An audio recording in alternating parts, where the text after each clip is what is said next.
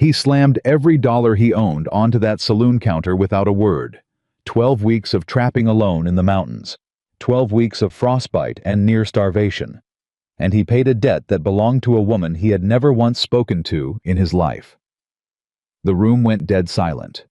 Clara Whitmore stood there shaking, unable to even look at the man who had just saved her from being dragged out into the street like livestock. Elias Carter picked up his hat, turned his back on the whole room, and walked out alone. If this story moves you, please subscribe to our channel and follow along until the very end. And drop a comment telling us what city you're watching from. I want to see how far this story travels.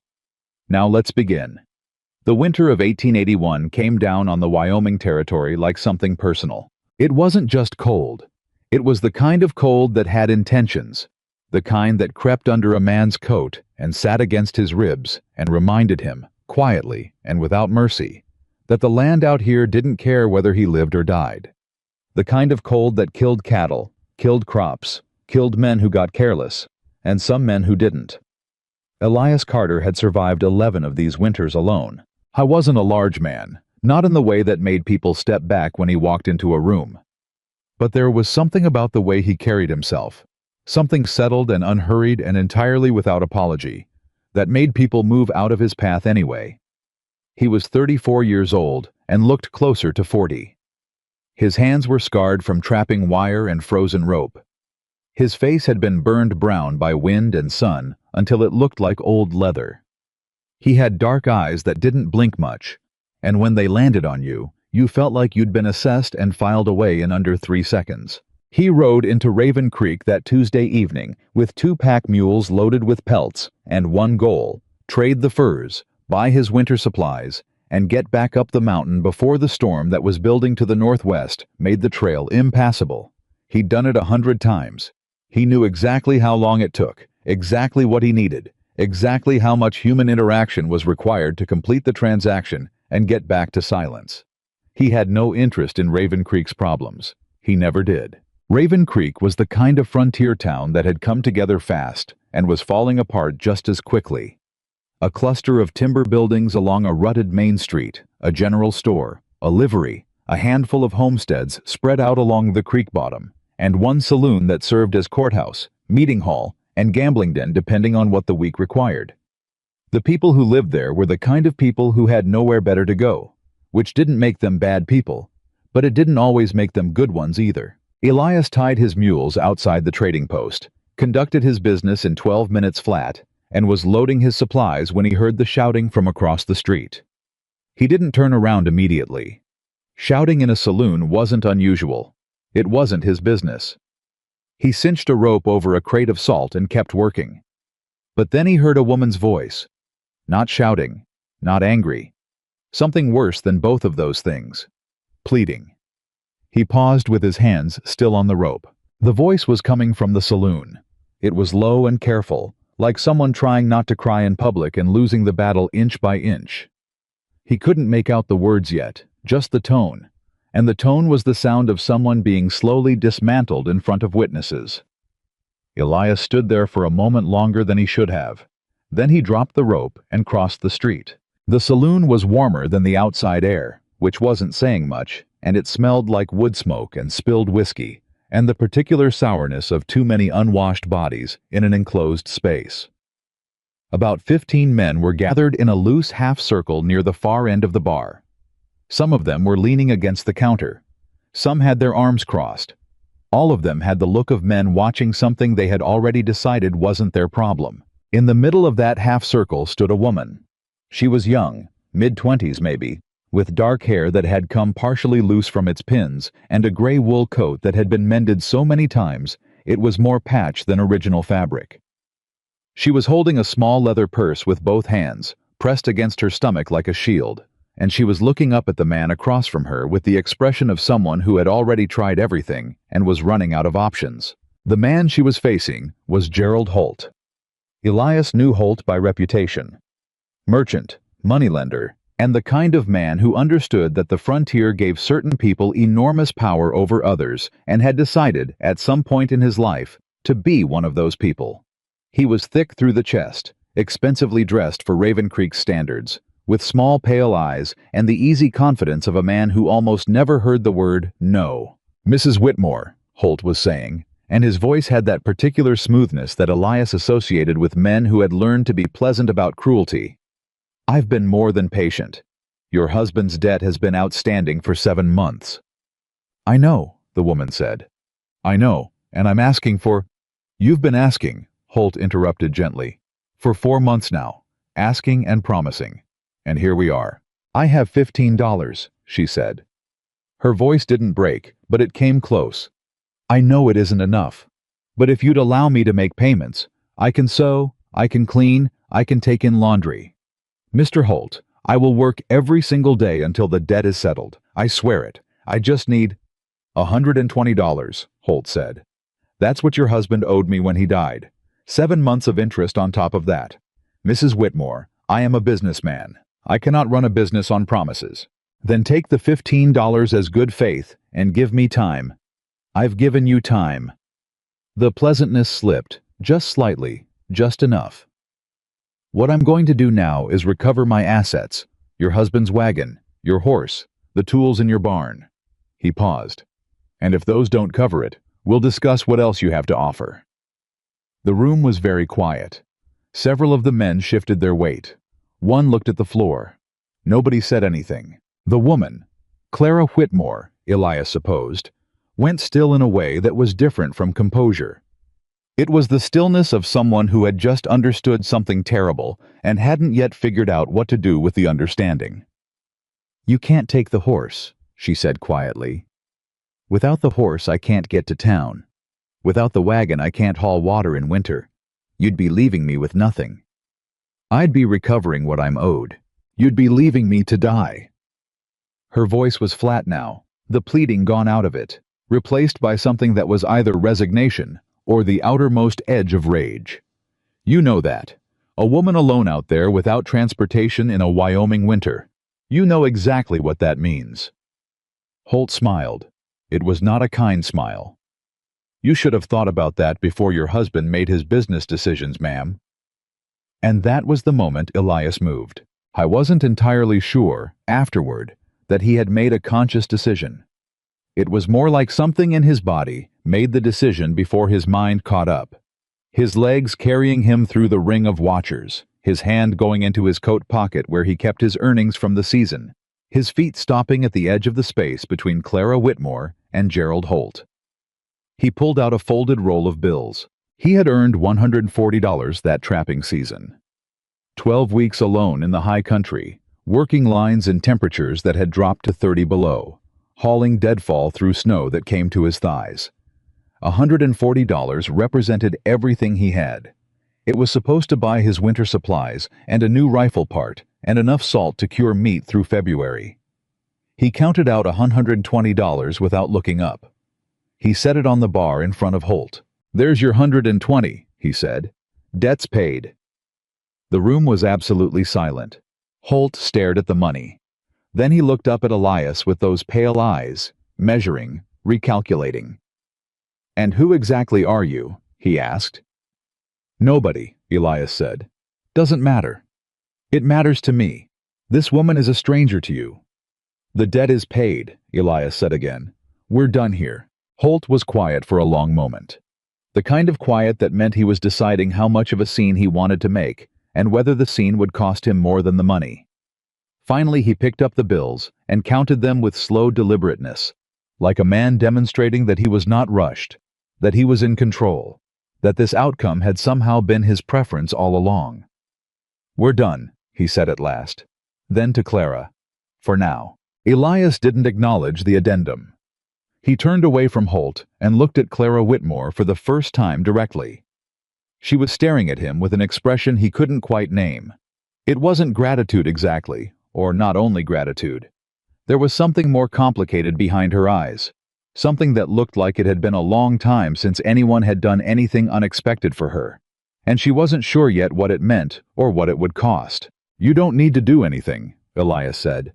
He meant it simply, as information, not reassurance. It settled. She opened her mouth. He turned and walked out of the saloon before she could say whatever she was going to say. He finished loading his mules in the cold, mounted up, and rode north toward the mountain trail. The storm was closer now.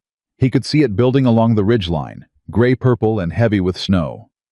He needed to make the first pass before dark. He didn't think about Clara Whitmore again. Or rather, he tried not to.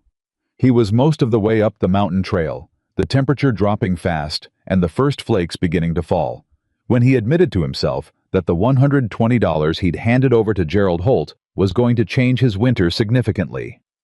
No new rifle part meant the old one stayed cracked and unreliable. The salt supply would be short.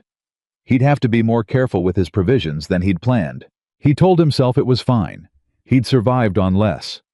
He reached his cabin just as full dark fell and the snow began in earnest, unsaddled his horse, stabled her with extra feed, unloaded the mules, stowed his supplies, and built up the fire.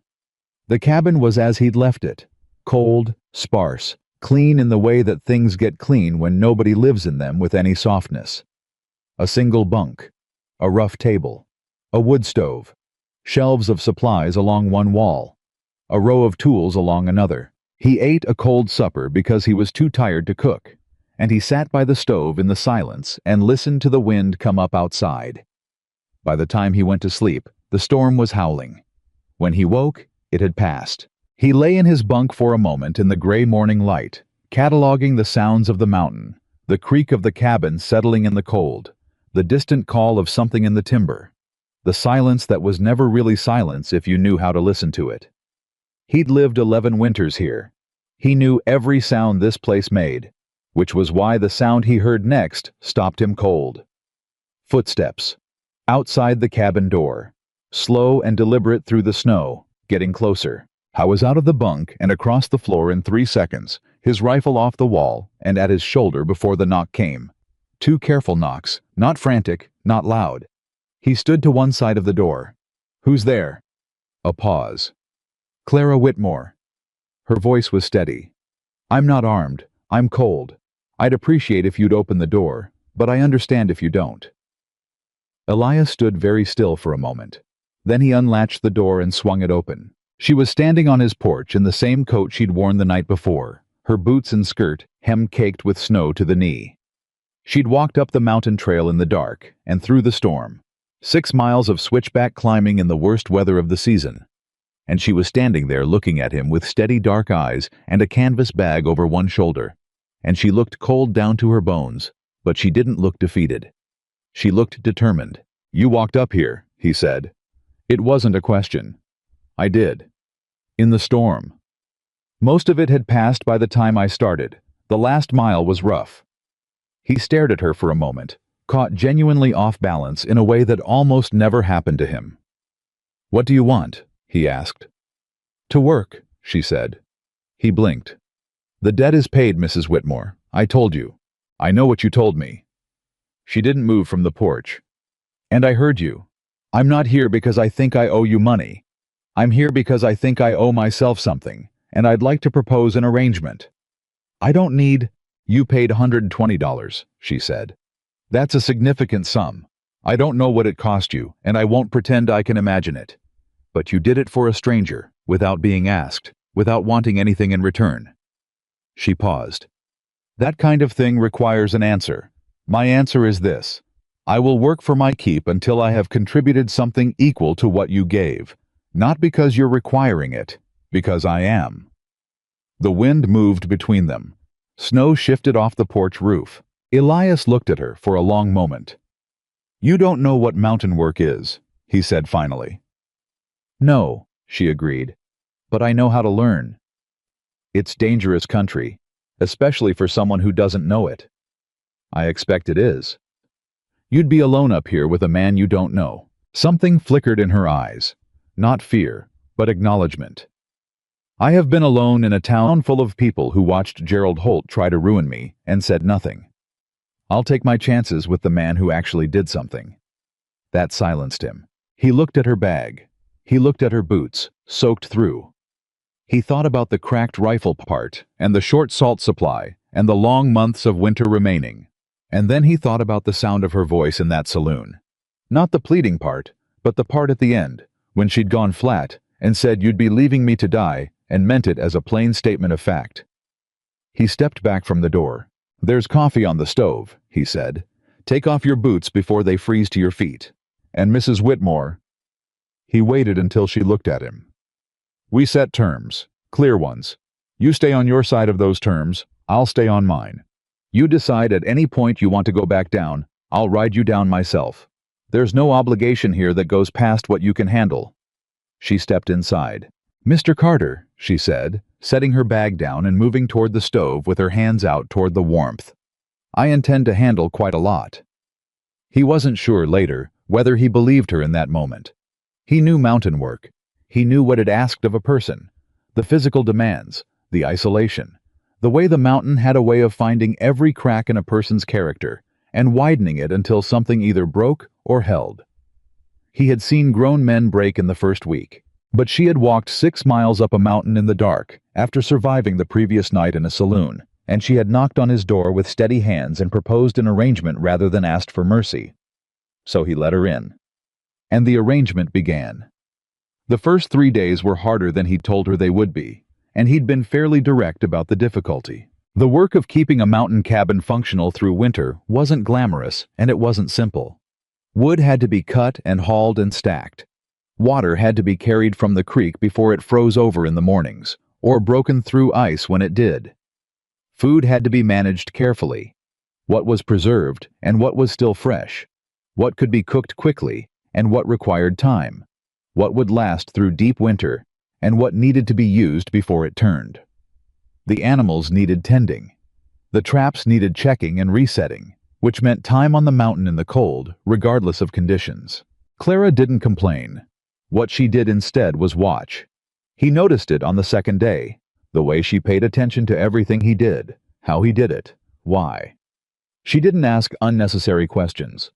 When she didn't understand something, she asked once and remembered the answer. When she made a mistake, and she made several, especially in the first days, she didn't make excuses and she didn't make the same mistake twice. On the third morning, he came back from checking the lower trap line to find her inside with his hunting coat laid out across the table. "What are you doing?" he asked, stopping in the doorway. "Repairing it," she said, without looking up. She had a needle and thread and was working on the torn left sleeve with small, very precise stitches. The seam was pulling apart at the shoulder. Another week and the sleeve would have come loose in the field. She glanced up briefly. "I hope that's all right. I should have asked first." He looked at the coat. The stitching she'd already done was tight and even, better than anything he could have managed with his own hands. "It's fine," he said. "There's a spot on the back too, near the collar. Looks like it caught on something sharp." She turned it over to show him. "I can reinforce it. Won't take long." "All right." He hung his outer coat and went to wash up, and when he came back she was still working, her head bent over the coat with complete concentration, her hands moving in that careful, unhurried way he was starting to recognize as entirely characteristic of her. He sat down across the table. "Where'd you learn to sew like that?" he asked. She glanced up, slightly surprised, as if she hadn't expected conversation. "My mother," she said. "She could sew anything.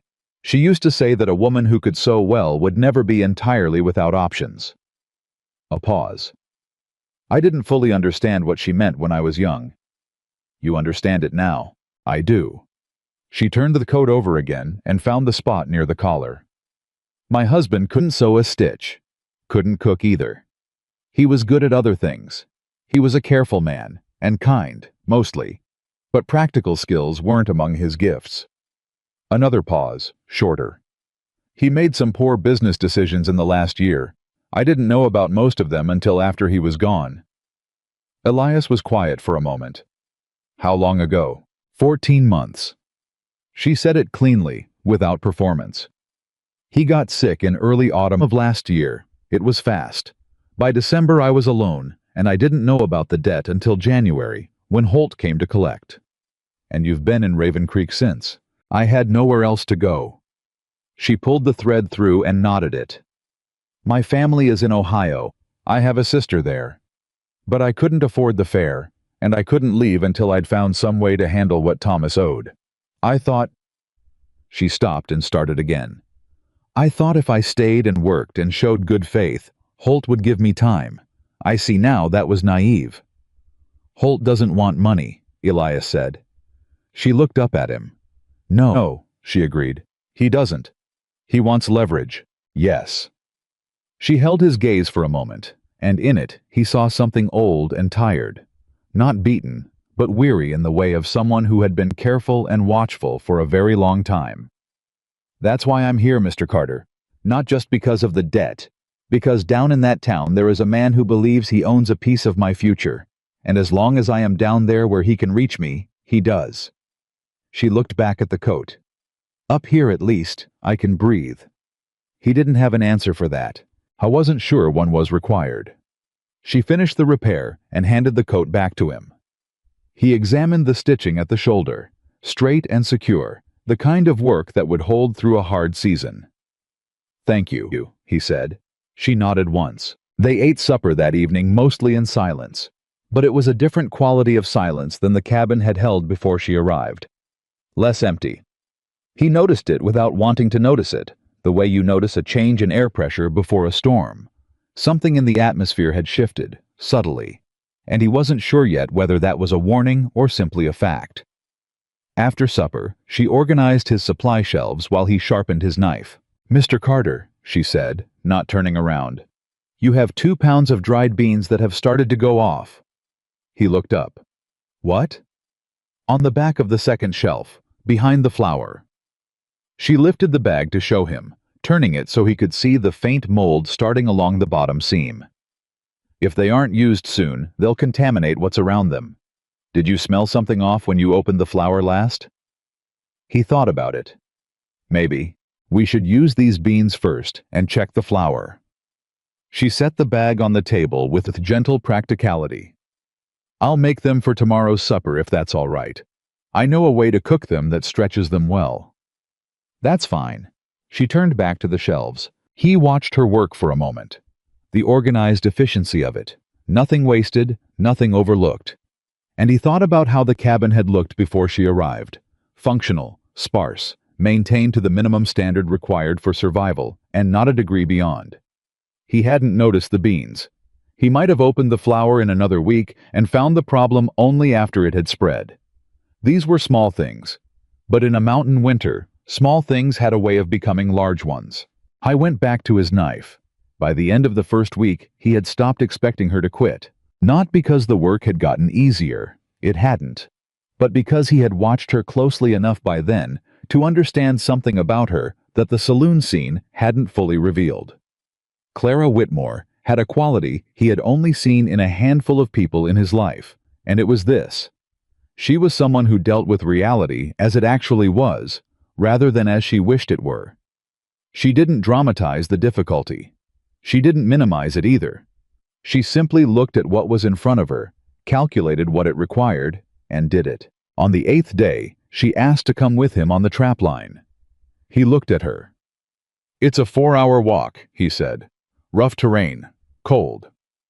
I'm aware of what the outside looks like, she said, with a trace of something that might have been dry humor. I'd like to understand the whole of what you do. If I'm to be useful here, I should understand the operation. He studied her for a moment. Wear your heaviest layer, he said, and an extra pair of socks. She was at the door with her coat on before he'd finished the sentence. The trap line took them north along the ridge above the cabin, then down through a section of thick timber where he'd set a series of snares and steel jaw traps along the game trails. It was slow going in the snow. She didn't know how to read the terrain yet, where to step and where not to, how to move through heavy timber without announcing herself to everything within 100 yards. But she paid attention. He showed her how to approach a trap from downwind, how to check whether it had been sprung and why, how to reset it without losing fingers. She watched everything he did with that same careful, concentrated attention she brought to everything, and when he explained something she didn't nod vaguely. She asked specific follow-up questions that told him she'd actually understood the first part. Halfway through the line, they found a marten in one of the snares, still alive, thrashing. He reached for it automatically. Wait, she said. He stopped and looked at her. She was watching the animal with an expression he couldn't read. Is it in pain? She asked. Yes, he said. She was quiet for a moment. Then, all right. She looked away. Go ahead. He dispatched the marten quickly. She didn't flinch, and she didn't look away. She watched what he did with the same focused attention she'd given everything else. When it was done, he reset the snare. He was aware of her standing a step behind him in the cold, breathing slowly. First time seeing that? He asked. No, she said. My husband hunted. I've seen animals taken before. A pause. I just wanted to know if it was suffering. It matters to me whether things are suffering, even when it can't be helped. He stood up and looked at her. That's a reasonable thing to care about, he said. She met his eyes briefly. You don't think it's foolish? Up here, practically speaking? No, he said. Caring whether something suffers is different from being unable to act when it does. Those aren't the same quality. Something in her expression shifted, slightly, as if he'd said something she hadn't expected from him. They finished the line and walked back to the cabin in the afternoon light, and if the silence between them was different from the silence on the way out, warmer, somehow, and with something unspoken moving through it that neither of them was ready to name, neither of them mentioned it. That night, after supper, she took out a small leather-bound book from her bag. He watched her open it and begin writing in it. What's that? He asked. She glanced up. A ledger. She said it simply. I keep track of transactions. What's come in, what's gone out. It's a habit from managing the household accounts. She paused. I've been keeping notes on the supplies here. What we're using, at what rate, what we'll likely need before spring. If you'd like to see the calculations, I'm happy to share them. He blinked. You've been tracking the supplies? Since I organized the shelves on day 3. She turned the ledger to show him. Columns of careful figures, dates, quantities, projections. At our current rate, the salt will run short in late February. The smoked meat will hold until March if we're moderate. The flour is fine once we use the beans first. I'd suggest we prioritize the dried vegetables next.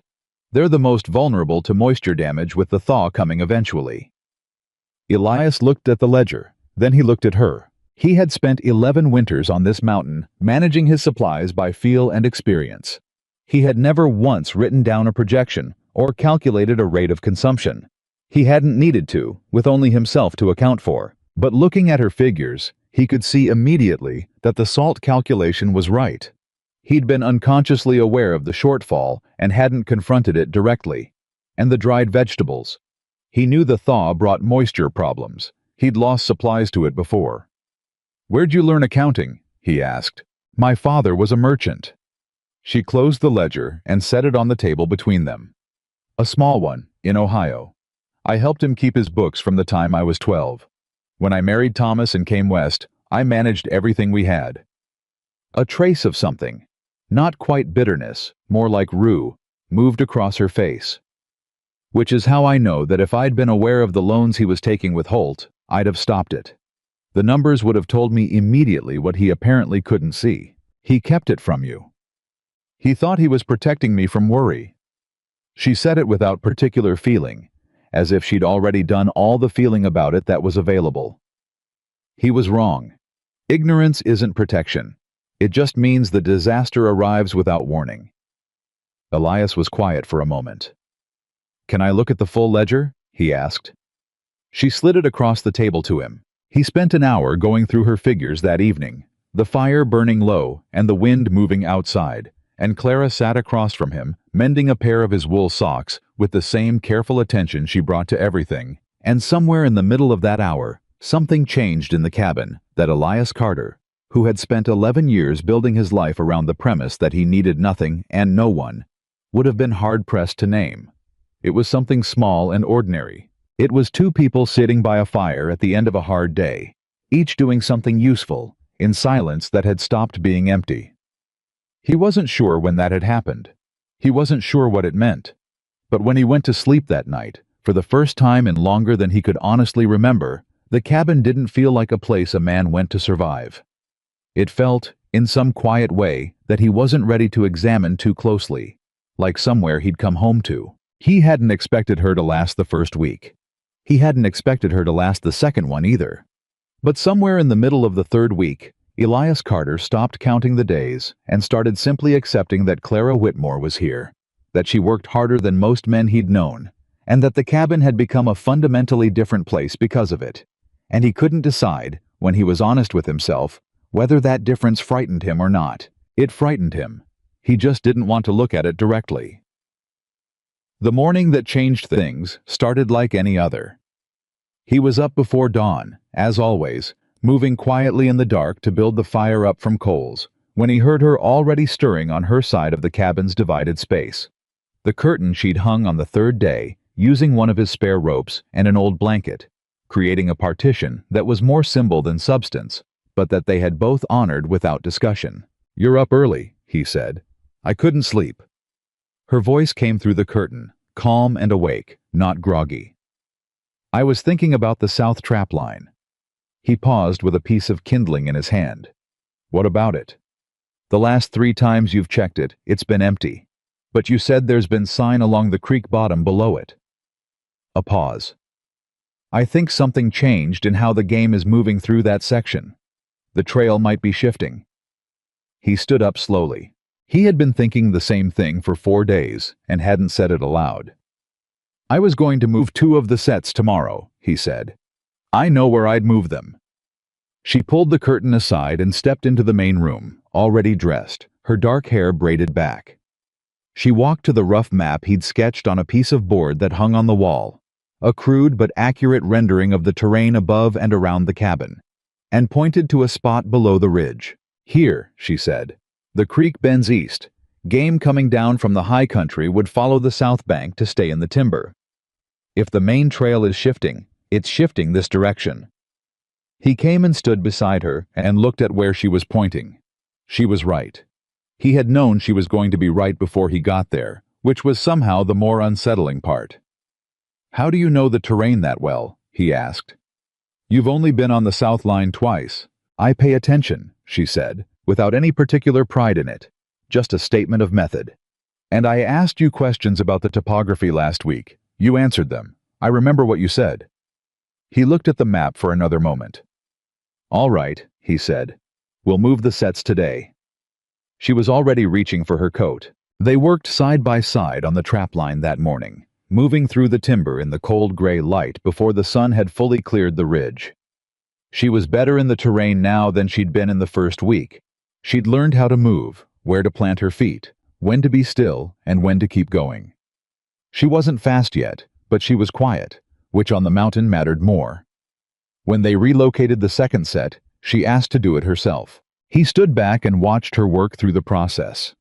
The placement, the angle, the trigger sensitivity. And she did it cleanly, her hands steady despite the cold. "Good," he said. She looked up at him. "Really?" "Don't fish for compliments," he said. "It was good. You know it was." She smiled at that.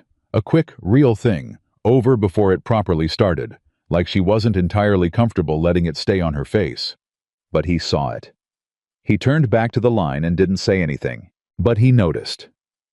The thing about living in close proximity with another person, Elias was discovering, was that it was impossible to sustain the kind of deliberate incuriosity he had maintained about other people for most of his adult life. At a distance, people were easy to keep at the level of general impression. Up close, day after day, in the specific demands of shared survival, they became particular. They became real in ways that were harder to manage. Clara was becoming very real to him.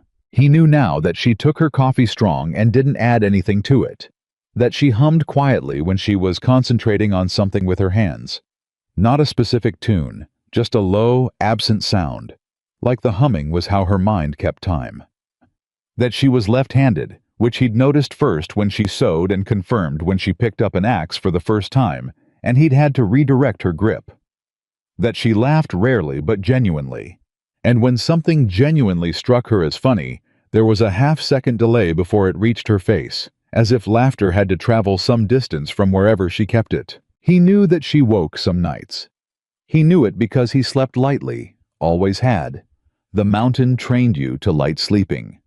And he would hear her on the other side of the curtain, the particular quality of silence that meant someone was lying awake rather than sleeping. It happened 2 or 3 times a week. She never made noise about it. She just lay there in the dark until she found her way back to sleep, and in the morning she never mentioned it. He didn't ask, but he noticed, and the noticing became its own kind of weight.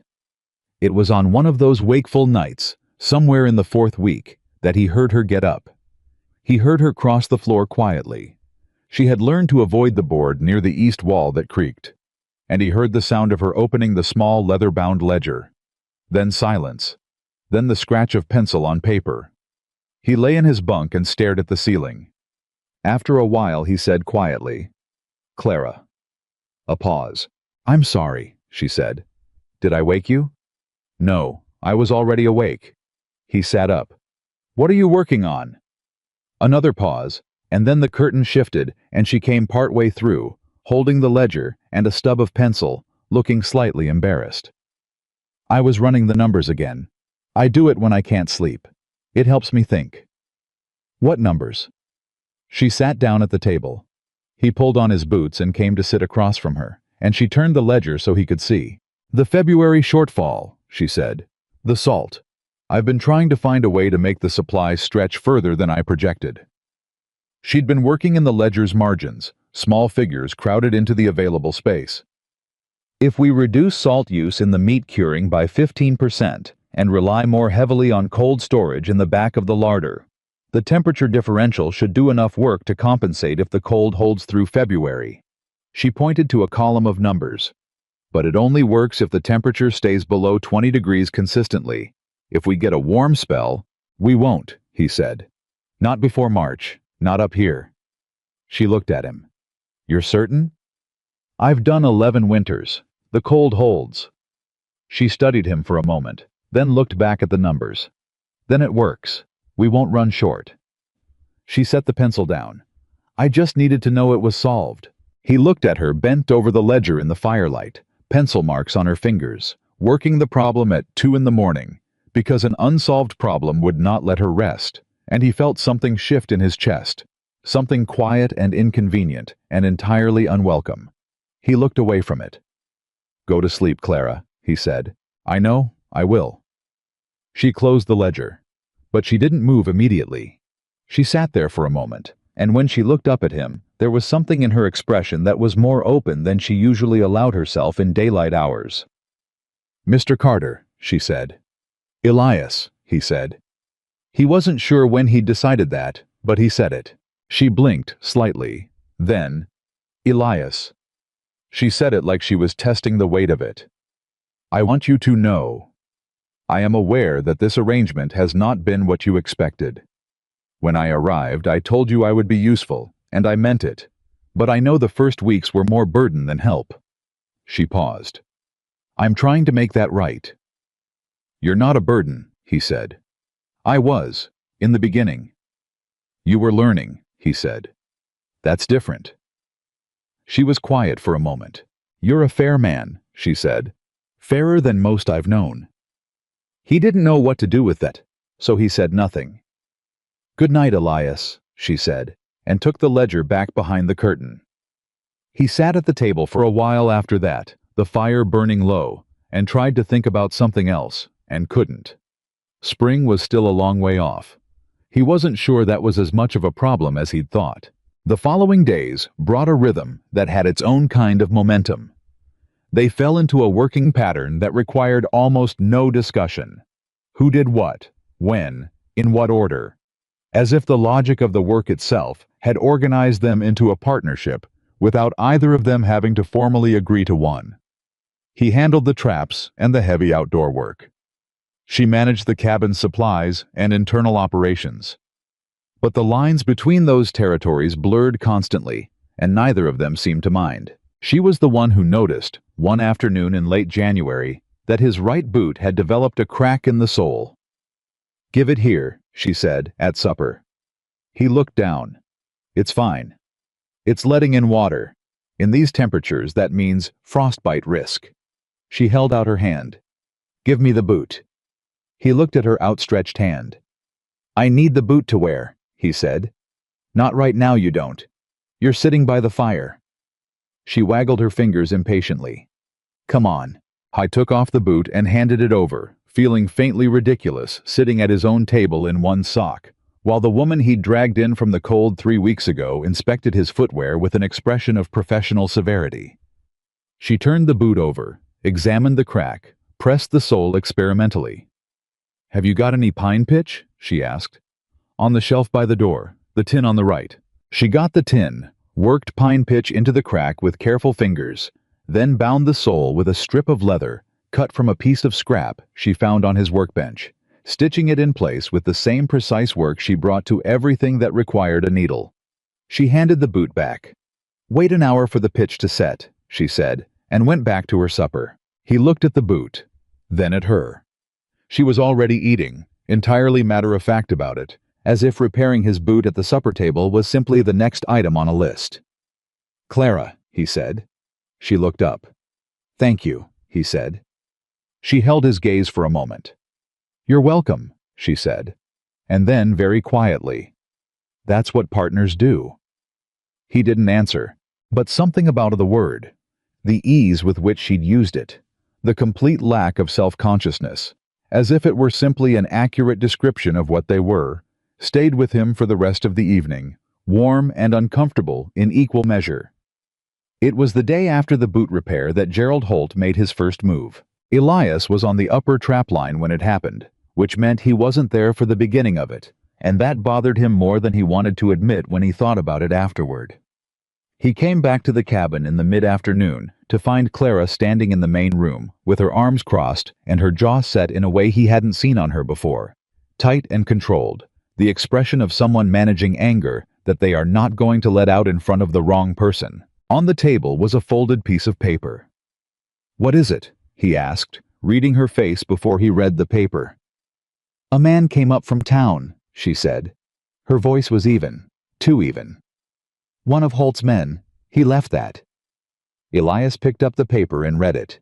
It was a letter, written in the precise hand of someone used to legal correspondence, stating that Gerald Holt had become aware that the payment made on Mrs. Whitmore's behalf in December had been made under conditions of duress and misrepresentation, and that additional review of the original debt instrument had revealed outstanding interest and penalties not covered by the December payment, amounting to $47. There was more. Legal language. References to unnamed statutes. A signature at the bottom that belonged to a lawyer whose name Elias didn't recognize, but whose address was listed as Cheyenne. He put the paper down.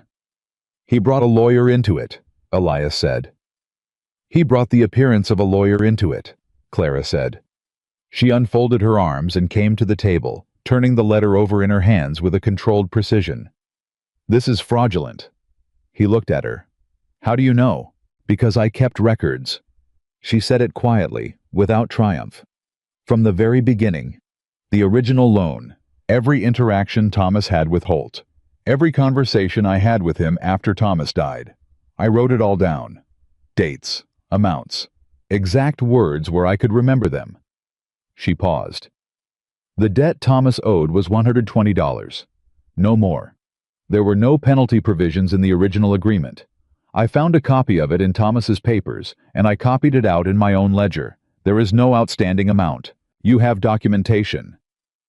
I have enough to make Holt very uncomfortable if he wants to take this to a real court." She set the letter down. "The question is whether he knows that yet." Elias was quiet for a moment.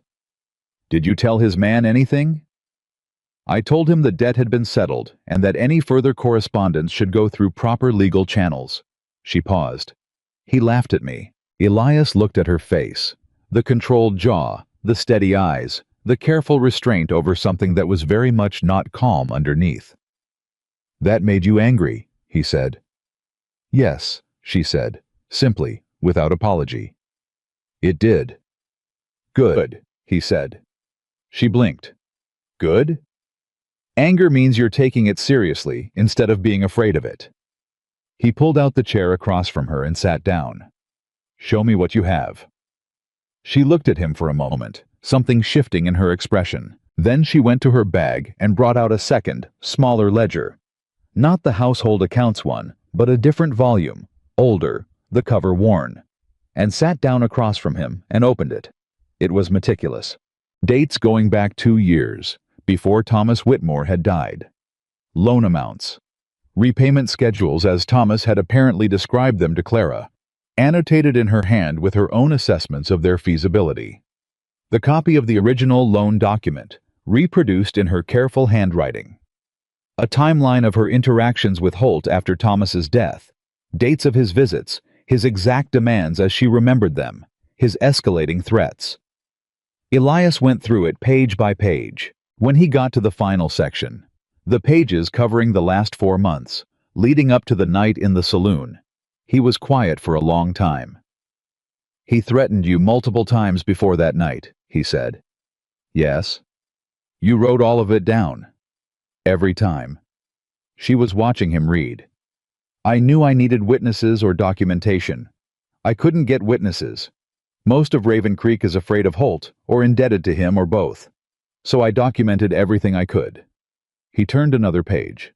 The last entry, dated the day after he'd paid the debt, read, "E. Carter paid debt in full, witnessed by approximately 15 persons. Room included J. Davies, T. Morse, B. and A. Kendrick, and others unknown. Holt accepted payment without condition." Without condition. 2 words. But in the right forum, 2 very significant words. He looked up at her. "You wrote this the next day," he said, "before you came up here." "The night after," she said. "I wrote it that night, in the back room of the boarding house where I was staying.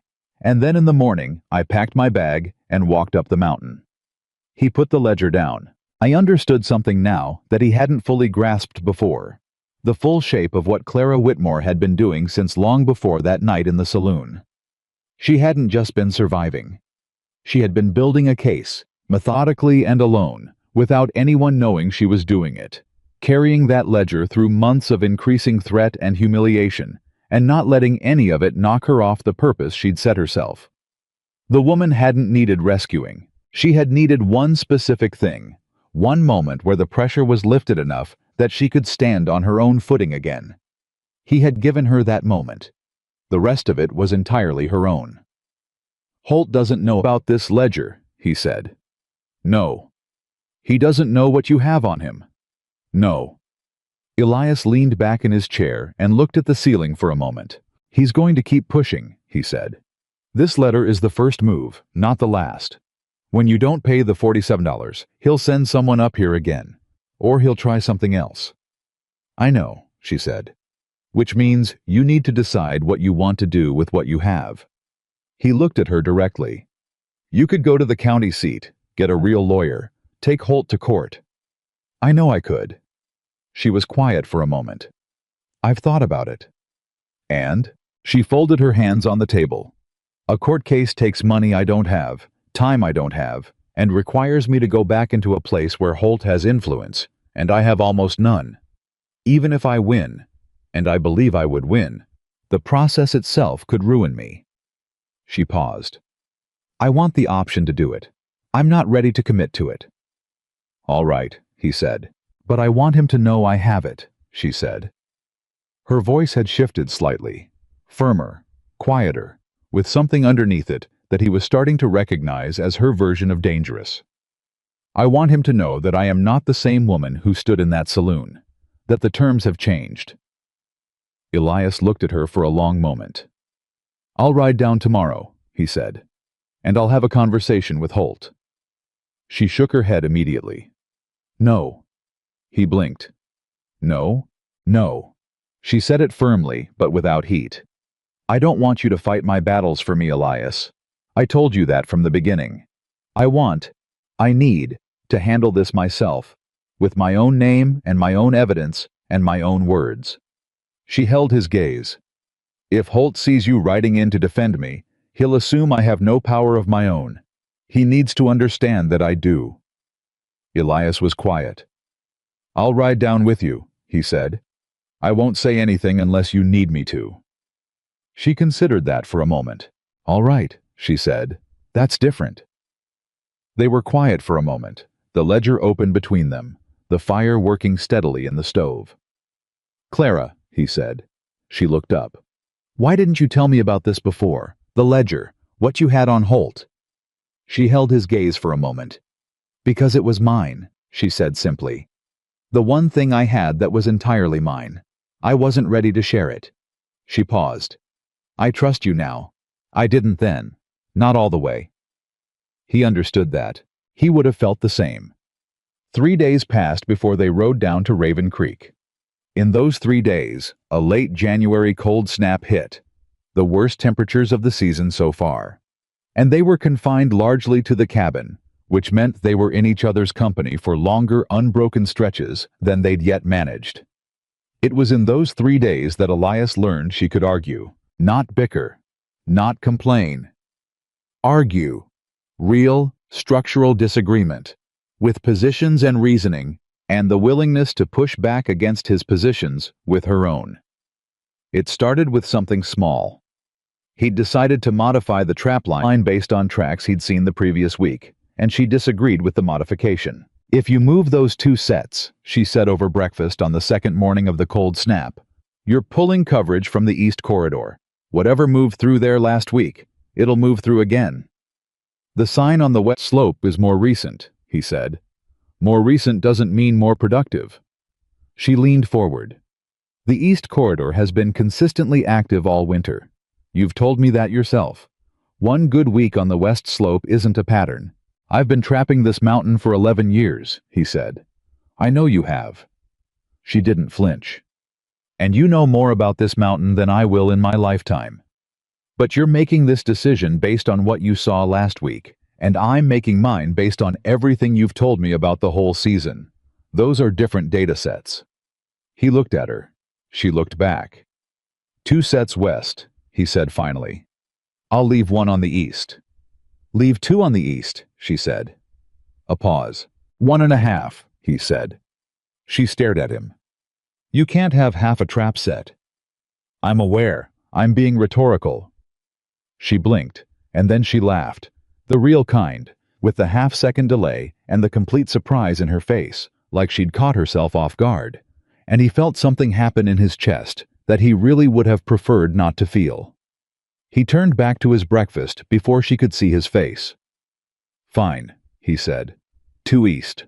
"Thank you," she said, still with traces of the laugh. "Don't thank me. You might be wrong." "I might be," she agreed cheerfully. "But I don't think I am." She wasn't. The east corridor turned in 3 animals over the next 4 days, while the west sets came up empty. He didn't say anything about it. Neither did she. But the next time they discussed the line, she pulled the map off the wall herself and started the conversation, and he listened, and they reached their decisions together without either of them having to say that that was what they were doing.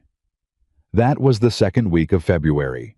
The morning they finally rode down to Raven Creek, Clara was up before him, which had never happened before. He came through the curtain to find her already dressed, the small ledger tucked under her arm, her hair pinned up in the way she saved for deliberate occasions.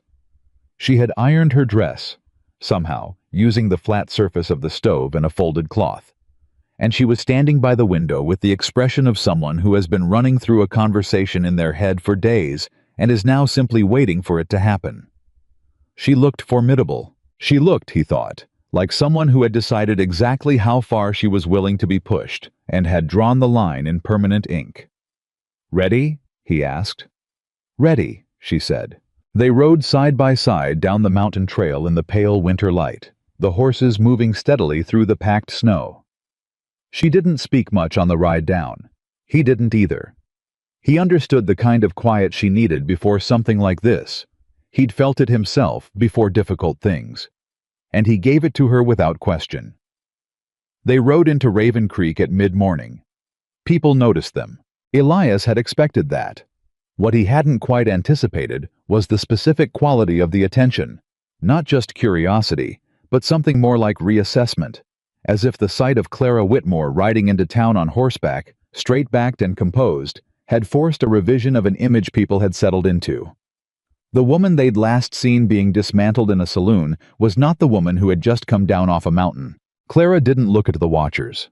She rode directly to the merchant's office on the north end of the main street, tied her horse without haste, and walked through the door with the ledger under her arm and Elias 3 steps behind her. Gerald Holt was behind his counter when they walked in. The pleasant expression settled over his face like a mask being fitted. "Mrs. Whitmore," he said. "And Mr. Carter, was it?" "The letter you sent is fraudulent," Clara said. She didn't wait for pleasantries, and she didn't raise her voice. She placed the ledger on his counter and opened it to the page she'd marked. The original loan agreement contained no penalty provisions. I have a copy of it here, in Thomas's hand. You accepted payment in full in December, in front of witnesses whose names I have recorded. She turned the page. If you send another letter or another man to my door, I will take this ledger to the county seat, and I will stand in front of a judge and read it aloud. Every entry, every date, every threat. She closed the ledger. I am not afraid of you, Mr. Holt. I want you to understand that specifically. I am not afraid of you. Holt looked at the ledger. Then he looked at Elias. Elias said nothing. He stood where he was, hands at his sides, expression neutral. Holt understood what neutral meant. He looked back at Clara. Something moved behind the pale eyes. Calculation, reassessment, the specific movement of a man deciding whether a fight was worth the cost and arriving, reluctantly, at an answer. The matter, Holt said finally, very carefully, appears to have been resolved. Yes, Clara said. It does. She picked up the ledger. She walked out. Elias followed her. On the porch, in the cold winter air, she stopped. She put one hand briefly against the porch post. Not for support, just contact, just something solid, while she let out a slow breath. You all right? He asked quietly. She was quiet for a moment. Then she straightened. Yes, she said. Her voice was steady. I'm all right. She looked at him sidelong. You didn't say a word in there. I didn't need to, he said. She held his gaze for a moment, with an expression he couldn't entirely read. Something layered, something with more than one thing in it. And then she said, very quietly, No, you didn't. They mounted up and rode north, back toward the mountain, and she didn't speak again until they were past the edge of town and the trail began to climb. Elias, she said. Yeah. Thank you for being there. He looked at her profile against the gray winter sky. The set of her shoulders, the steadiness in her face, the ledger tucked under her arm like a weapon she'd built herself and carried alone for months before anyone knew she had it. You didn't need me, he said. No, she agreed. But I wanted you there. A pause. That's a different thing. He turned back to the trail. He understood the difference. He understood, riding up that mountain with Clara Whitmore at his side in the winter light, that the difference between needing and wanting was exactly the thing he had spent 11 years on this mountain failing to reckon with. And somewhere on that trail, without either of them saying anything about it, something between them quietly and irreversibly changed. He didn't know what to do about it yet. He suspected she did. He suspected she had known for a while and was giving him the time to catch up. The mountain rose ahead of them, cold and clear and indifferent as always. And for the first time in 11 winters, Elias Carter found himself genuinely glad to be going home. The ride back up the mountain that afternoon was quieter than the ride down, and it wasn't the same kind of quiet. On the way down, Clara had been in her head, running through the confrontation, steeling herself, building the architecture of what she was going to say and how she was going to say it. Elias had recognized that kind of silence because he'd lived inside it himself more times than he could count. It was the silence of someone gathering themselves before a hard thing. On the way back, the silence was different. It was the silence that comes after. She rode with her shoulders lower than they'd been in weeks. Not defeated. Nothing like defeated. More like a woman who had been carrying a particular weight for so long that the absence of it was taking some getting used to. Her hands were relaxed on the reins. Her breathing was slow. Twice he glanced over at her and found her looking at the trail ahead with an expression he could only describe as quiet. Genuinely, actually quiet, in a way he hadn't seen her be since she'd knocked on his cabin door in the snow. They were halfway up the trail when she said, without looking at him, "I've been waiting to do that for 7 months." "I know," he said. "I used to lie awake in that boarding house and practice what I'd say to him. How I'd say it." She paused. "It never felt real when I practiced it. It felt like pretending." "It didn't look like pretending today," he said. She was quiet for a moment. "No," she said. "It didn't feel like it either." Another pause.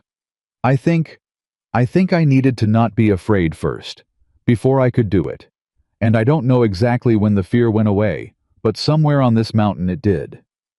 She looked over at him then, briefly. "I think you had something to do with that."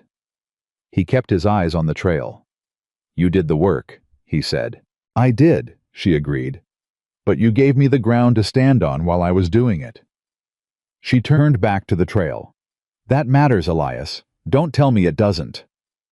He didn't tell her it didn't. He wouldn't have been believed anyway. That evening, back in the cabin with the horses stabled and the fire rebuilt and supper cooking on the stove, something had shifted between them in a way that was palpable, even without either of them acknowledging it directly. They moved around each other in the small space with a new kind of ease, less careful about proximity, less deliberate about distance, as if the confrontation in town had settled something that had been unsettled between them for weeks. She was at the stove when he came in from the stable, and she handed him a cup of coffee without being asked, and he took it without comment. And neither of them thought anything of it until a moment later, when he realized that she had known, without asking, how long he'd been outside, and that he'd be cold and want it. He looked at the cup. She was already back at the stove. He drank the coffee and said nothing. But he thought about it. February moved into its second half, and the mountain held its cold the way Clara had predicted it would. Steady and reliable, the temperatures dropping hard at night and climbing only reluctantly during the short gray days. It was the deepest part of winter, the part that tested people, and the cabin felt different in it than it had before. Warmer, for one thing. Literally. She'd found and sealed 3 drafts he'd been unconsciously compensating for years, and the stove's heat now stayed where it was put instead of bleeding out through the wall joints. But warmer in the other sense too, the one that had nothing to do with temperature. He noticed it in small things. She'd started leaving his coat on the hook nearest the door so he could reach it fast when he went out. He'd started timing his trapline check so he got back before she started cooking, because she cooked better with 2 people. Or he had come to believe she did, which amounted to the same thing.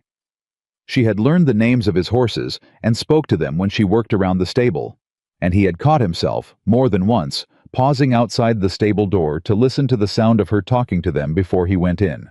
I was aware that he was in trouble. He was not sure what to do about it. The thing about Elias Carter was that he had not always been a solitary man by nature. He had been made into one, step by step, by a specific sequence of events that had started when he was 22 years old and ended when he was 23, with enough pain to last a lifetime. He had not allowed himself to examine those events in some years, not because he'd forgotten them, but because he had learned that examination served no purpose. The past was the past. The mountain asked for presence, not history. But Clara's arrival had a way of making the past present again. Not because she reminded him of anyone or anything from before. She was entirely herself, distinct and specific and unlike anyone he'd known. But because watching her, the way she worked, the way she thought, the way she handled difficulty without looking for someone to carry it for her, had put something in front of him that he'd spent 11 years persuading himself he didn't need. Evidence that another person could be trusted. He hadn't realized, entirely, how much the lack of that evidence had cost him. On the 3rd morning after the confrontation in town, he told her. Not all of it. Not the whole sequence. But enough. They were at the table after breakfast, the ledger open between them for the morning supply review, when he said, without particular preamble, "I wasn't always up here alone." She looked up from the ledger. He kept his eyes on the table. "There was a woman," he said. 10, 11 years ago, before the mountain." A pause. "Her name was May. I thought we'd—" He stopped, tried again. "I had plans. A homestead. Something permanent." He turned his coffee cup in his hands. She left. It wasn't complicated. She wanted a different kind of life than I could give her, and she was right to go. But Another stop. I didn't handle it well. I came up here to stop handling things badly, and I stayed because the mountain made sense to me in a way that people mostly didn't. Clara was quiet. She wasn't looking at the ledger anymore. I'm not telling you this because I want sympathy, he said. I'm telling you because you told me something the other night, about the ledger, about trust. He finally looked up at her. I figured I owed you the same. She held his gaze for a long moment. Did you love her? She asked. Quietly, without prying. More like she needed the map accurate if she was going to navigate by it. I thought I did, he said. I'm not sure now that I knew what I was talking about. She nodded slowly. Thomas and I, she started, and then paused, organizing something. We cared for each other, genuinely.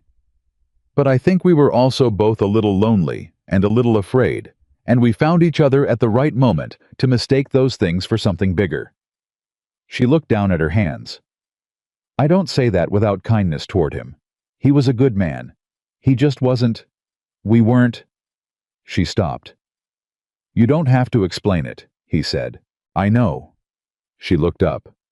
I want to, though. I want you to know that I'm not a woman in mourning who came up a mountain and got confused. I know my own mind.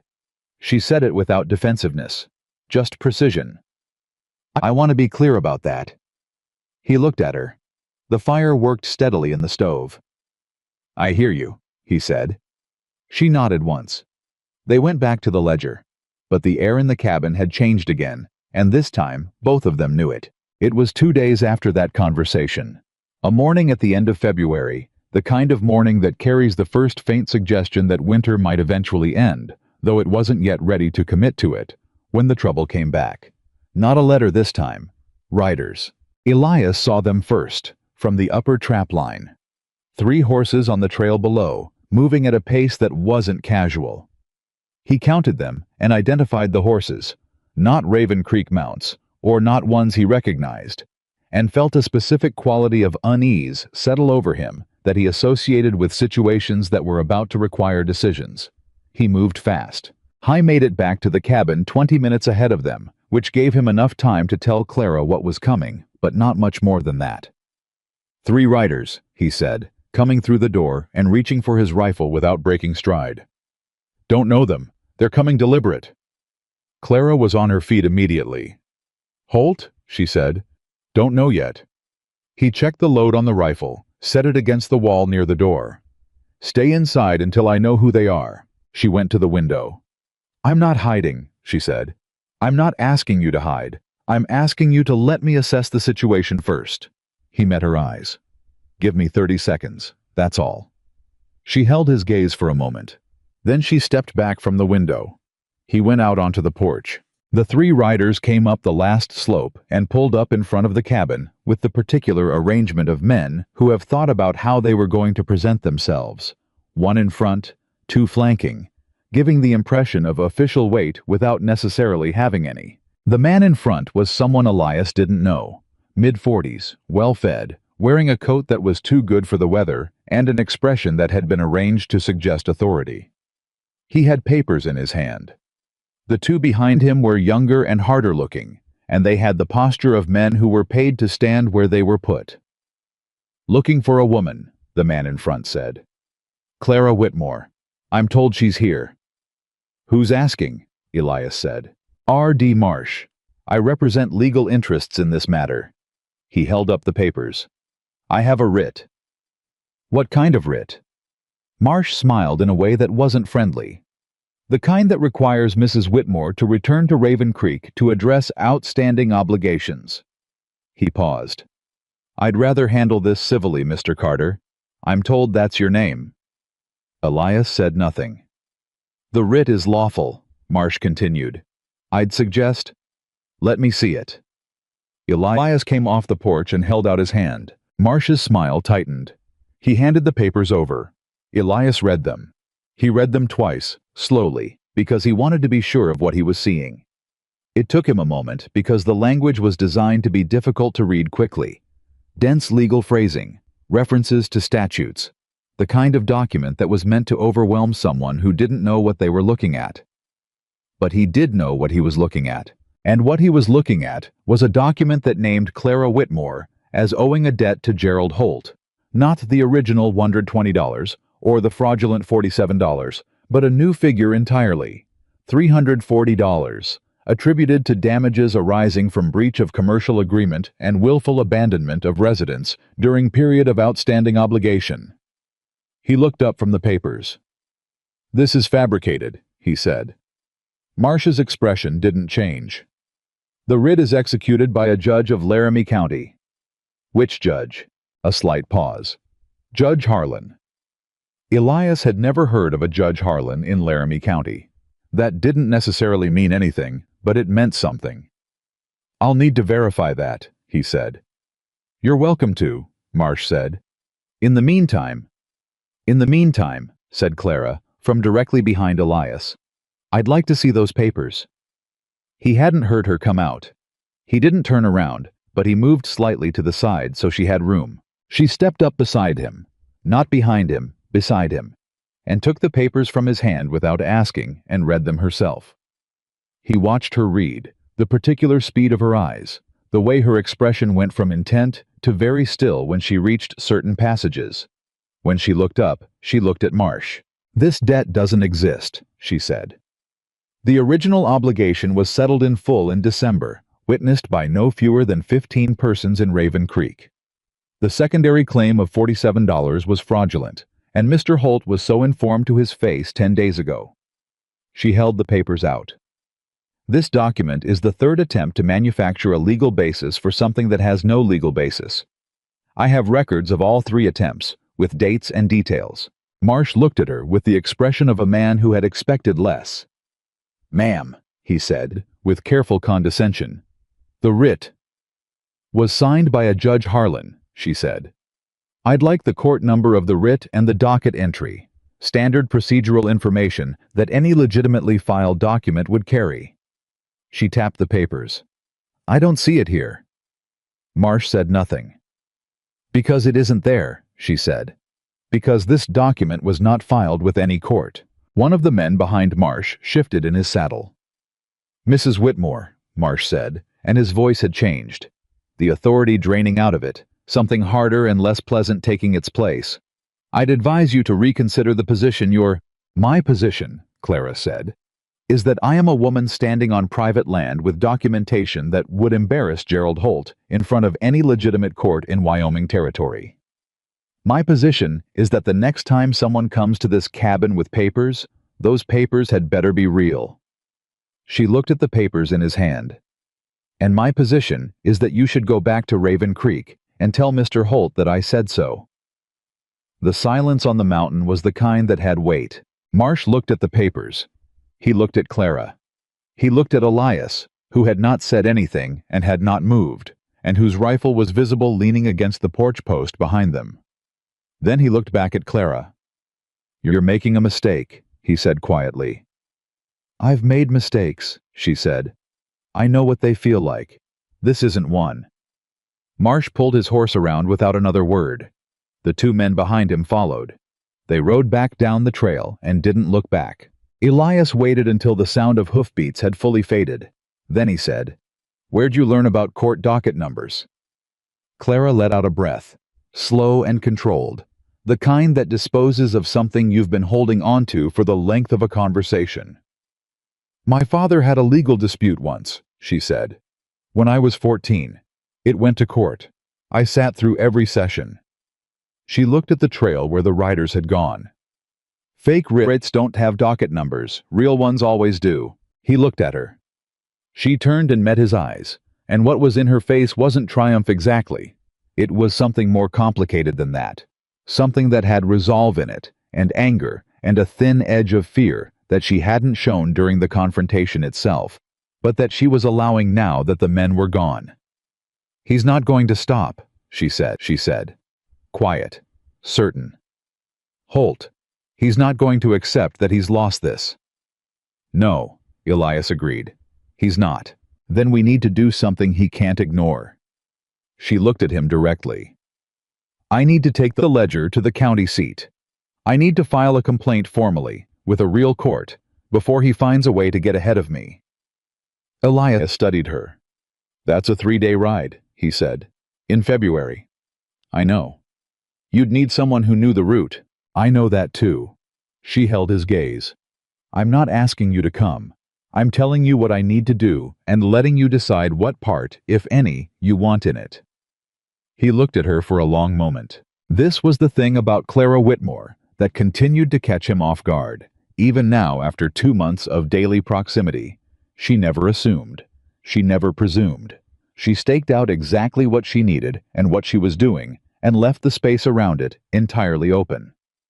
It was a quality he associated, in his experience, with the rarest kind of people, the ones who had been through enough to understand that nothing worth having could be coerced. "I know the route," he said. She held her breath. "We leave day after tomorrow," he said. "Gives us time to prepare, and for the weather window to open. There's a warm gap coming. I can feel it in the air." He turned back toward the cabin. "And Clara," she was already looking at him. "Bring everything you have in that ledger," he said. "Every page. We do this. We do it completely." Something moved across her face, too fast to fully catch, like a flash of light that was there and then wasn't. And she said very quietly, "Thank you." "Don't thank me," he said. "Start packing." The 2 days of preparation had a particular quality to them, purposeful and focused in a way that stripped away the ambiguity that had been building between them and replaced it with something cleaner. They had a task, a direction, a thing to do that required all their attention and left less room for the kind of sideways awareness of each other that had been making both of them careful. Or that was what Elias told himself. It was mostly true. He prepared the horses, checked his rifle and his sidearm, laid out provisions for 3 days on the trail. She organized her documentation, made fair copies of the most critical ledger entries onto clean paper so that the judge would have something legible, and wrote a careful accounting of every event from December through the visit from Marsh that laid out the sequence in the kind of logical order that was designed to be read by someone official. She read him the accounting on the evening before they left. She sat across from him at the table, papers in hand, and read it aloud. All of it, start to finish, in a clear and even voice. It took nearly 30 minutes. He listened without interrupting, and when she finished, he was quiet for a moment. "Is there anything I should add?" she asked. "The part about the boots," he said. She blinked. "What?" "Marsh's men. One of them had Raven Creek livery marks on his saddle blanket. It means Holt hired locally." He paused. "It connects Holt directly to the attempt. Harder to deny he organized it if his own livery's blankets were on the horses." She stared at him. "I didn't notice that," she said. "I did." She picked up her pen and added it to the account. When she set the pen down, she looked at him across the table with an expression he had been avoiding looking at directly for several weeks because he had known, every time he caught the edge of it, that it was going to require him to do something about it eventually. "Elias," she said. "Yeah. I want to say something and I want you to hear it without arguing with it." He looked at her. "You could have stepped back at any point," she said. "From the beginning. In the saloon you could have walked past. On the mountain you could have told me to leave after the first week. When Holt's men came, you could have sent me to deal with it alone. Every step of this, you've had the option to be less involved than you are." She paused. "You haven't taken any of those options." He was quiet. "I noticed that," she said. "I noticed that very clearly." "Clara, I'm not finished." She said it gently, but firmly. "I don't know what you are to yourself, Elias Carter. I don't know how you explain yourself to yourself. But from where I sit, you are the most present person I have ever known. Not in the loud way, not in the way that makes a show of it, just present, steady, there when it matters." She looked at him directly. "That's a rare thing. I want you to know that I know it." He sat with that for a moment. The fire burned. "You're not easy to be around," he said finally. She looked surprised. "Not in a bad way," he said. "Just, you see things clearly. You say what you see. Most people don't do that." He turned his coffee cup in his hands. It takes some getting used to. Something softened in her expression. Is that a complaint? She asked. No, he said. It's not. She held his gaze for a moment longer than was strictly necessary for the conversation they were technically having. Then she gathered her papers. Get some sleep, she said. We leave at first light. He watched her go behind the curtain. He sat at the table for a long time after, the cabin quiet around him, the fire settling into coals. Howe was not a man who made decisions quickly or without examination. He had learned, the hard way, the cost of moving fast on things that mattered, and he had compensated perhaps too far in the other direction.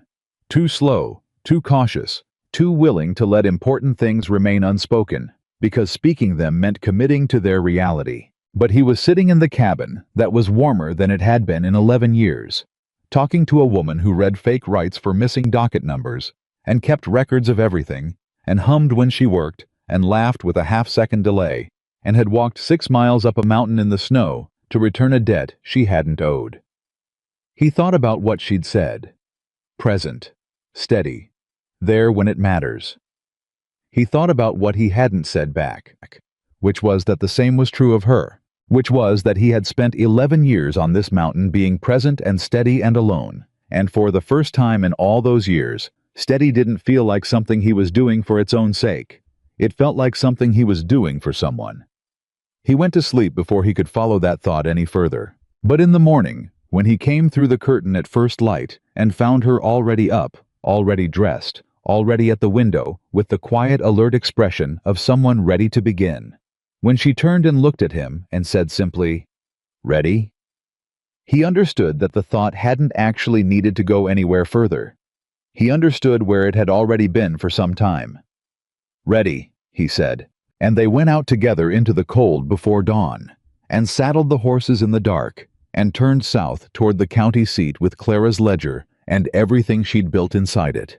And Elias Carter rode with his rifle across his saddle, and his eyes on the trail, and the particular feeling of a man who has been alone for a very long time and has finally stopped pretending that's the same as being fine. The mountain fell away behind them. The real fight was just beginning. The trail south was 3 days of hard riding through February cold, and by the end of the first day, Elias had stopped thinking about the county seat and started thinking about Clara. Not in the complicated way he'd been thinking about her in the cabin, the sideways, careful thinking of a man trying not to look directly at something. Simpler than that, more immediate. He was thinking about the way she sat her horse, which was competent without being showy, the kind of riding that said she'd done it before, but hadn't spent her life at it. He was thinking about the way she read the trail, picking up things, asking questions about what she saw, connecting the answers to what she already knew in ways that consistently surprised him. He was thinking about the fact that she hadn't complained once, not about the cold, not about the pace, not about the provisions he'd packed, which were adequate but not generous. They made camp the first night in a stand of timber off the main trail, where the trees cut the wind enough to make a fire worthwhile. He built it, and she produced, from her bag, a small wrapped bundle of food she'd prepared before leaving, bread and dried meat and 2 boiled eggs, and they ate without ceremony, close to the fire, their breath visible in the dark air. "Tell me about the county seat," she said. "Laramie?" He poured coffee from the pot he'd set on the edge of the fire. "Bigger than Raven Creek. Actual courthouse. Real judge." "Have you been there before?" "Several times. To register my land and file my trapping license." He handed her the coffee. "I know where the courthouse is. I know who the clerk is. Man named Patterson. Honest, methodical, not afraid of Holt, because he's never heard of Holt." "That's good," she said. "It helps." She turned the tin cup in her hands. "Do you think the judge will hear the case?" "Filing a formal complaint doesn't require a case," he said. "It requires a record. Patterson will log it, date it, assign it a number. After that, Holt knows that any move he makes is documented before he makes it." He looked at her over the fire. "That's the point. Not to beat him in court. Not yet. Maybe not ever. The point is to make the cost of continuing too high." She was quiet for a moment. "You understand legal process better than you let on," she said. "I've had to learn things I didn't expect to need," he said. "Land disputes up here aren't uncommon. Men claiming boundary lines that don't exist. I've dealt with my share." She studied him. "What else don't I know about you?" she asked. Not coy, just genuinely curious. He thought about it. "I read," he said. "A lot. People assume, looking at me, that I don't. I do." "What do you read?" "Whatever I can get. History, mostly. Some law. I had a teacher once, before I left Ohio, who told me that a man who didn't read was a man who let other people do his thinking for him." He paused. I took that seriously. "Ohio," she said. "You're from Ohio." "Born there. Left when I was 19. "So am I." She said it with a slight widening of her eyes, the expression of someone who has found unexpected common ground. "Medina County." "Stark," he said. She looked at him for a moment. "We might have passed within 30 miles of each other and never known it." "Different people then," he said. "Yes," she agreed. "Very different."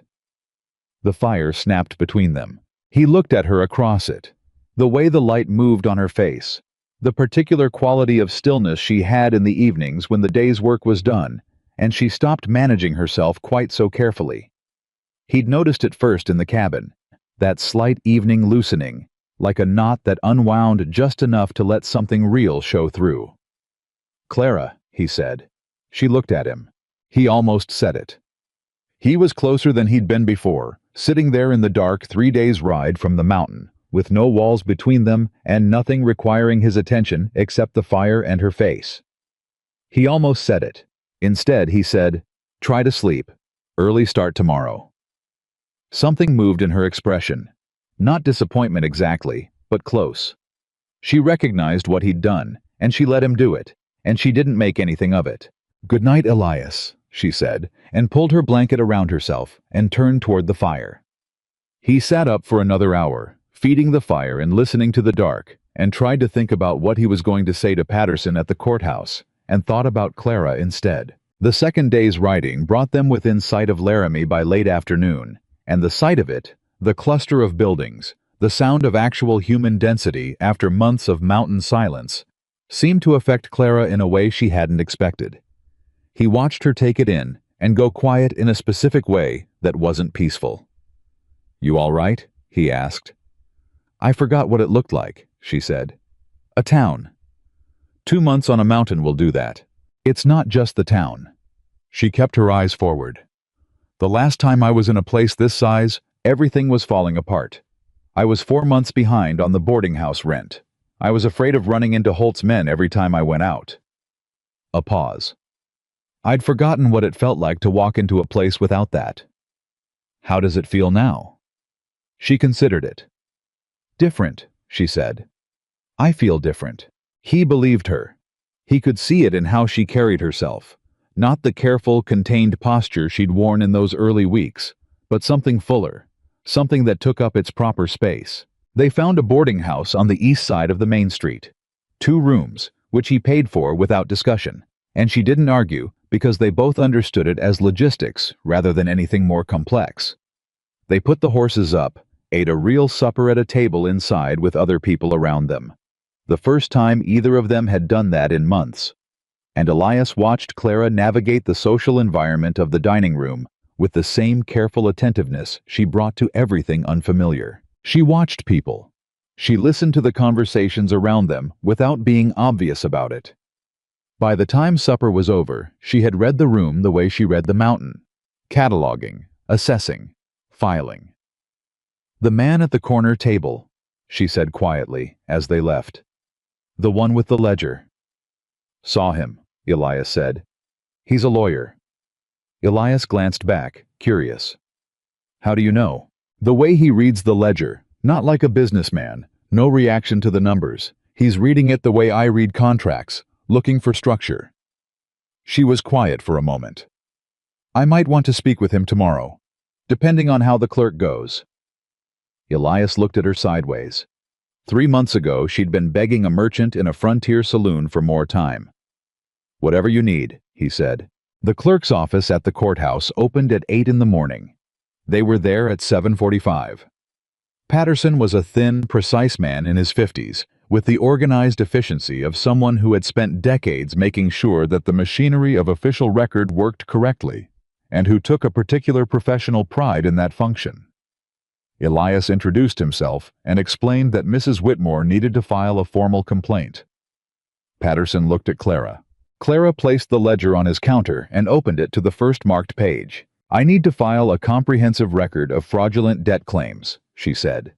3 separate attempts over a period of 2 months, each building on the previous one, each fraudulent.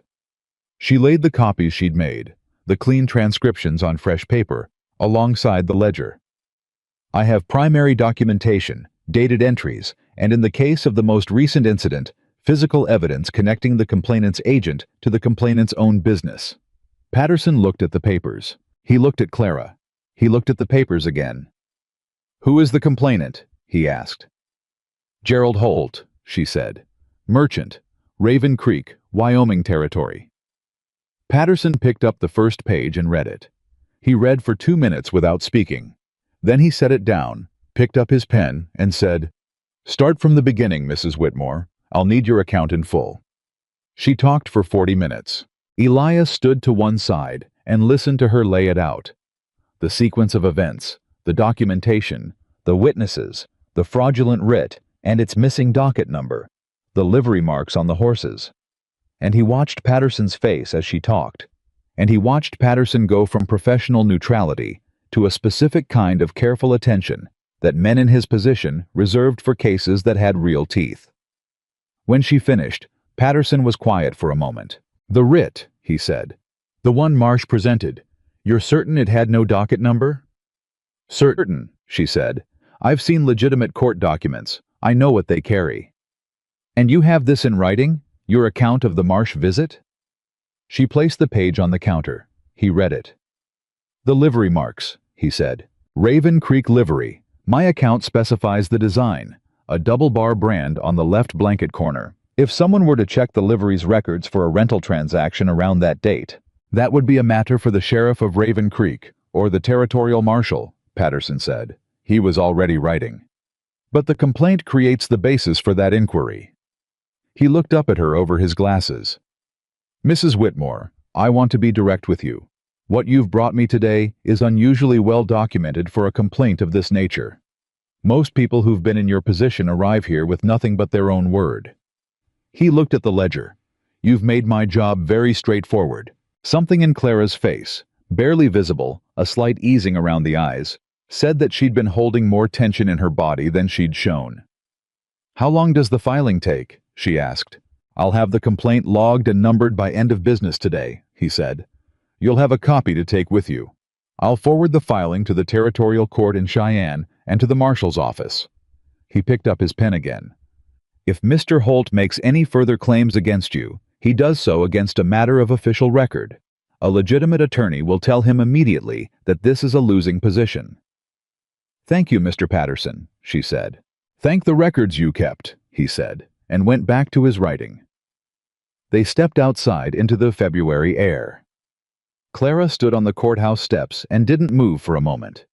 She looked at the street in front of her, at the ordinary movement of an ordinary town going about its ordinary morning, and she was very still with something moving through her that she wasn't quite managing to contain.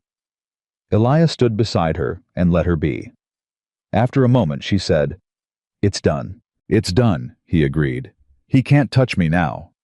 She said it quietly, like she was testing the truth of it. "He can try, but there's a record. There's an official record with a number." "Yes." She turned and looked at him. Her eyes were bright, and her jaw was set, and she looked like someone trying to decide whether to cry or laugh and settling for neither. "I want to go back," she said. "I want to go back to the mountain." Something in his chest moved. "We can leave tomorrow morning," he said. "No," she said. "Today." He looked at her. "We need Patterson's copy of the filing," he said. He said end of business. "Then we wait for it," she said. "And then we go." He nodded. They collected the copy at 4 in the afternoon. a crisp official document with a docket number and Patterson's signature and the seal of the territorial court. Clara folded it with the same careful precision she brought to everything and placed it in the ledger between two pieces of stiff paper to protect it, and she did it all very calmly, and then she said, "Can we please go now?" He had the horses saddled in 20 minutes.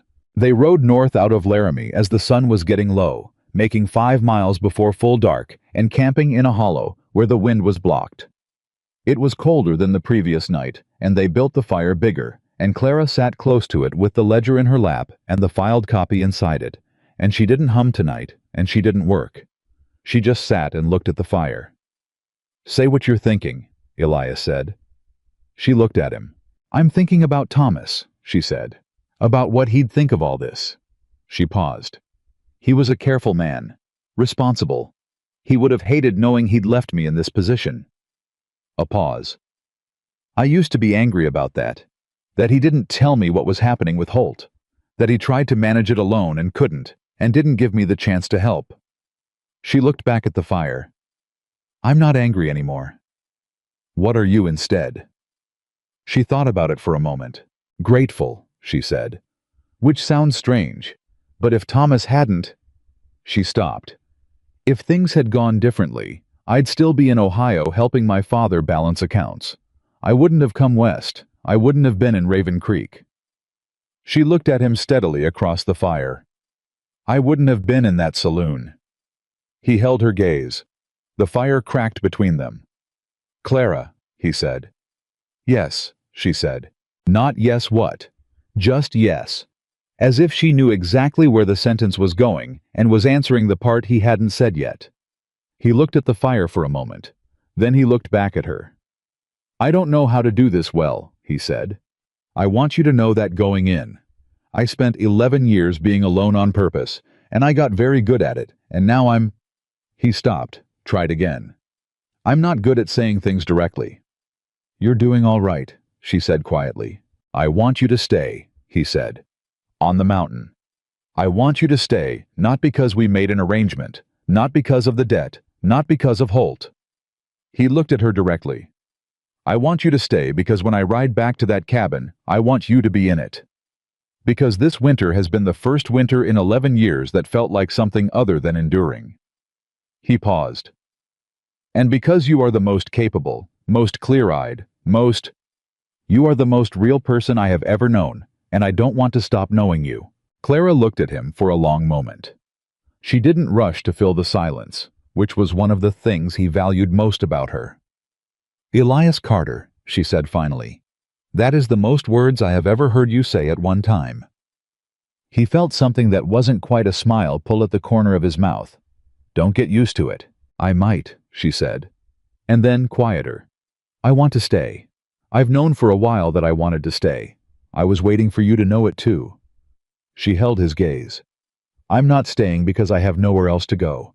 I have my sister in Ohio, and I have enough now, with the filing done, to build something of my own if I chose to. I want you to understand that." She paused.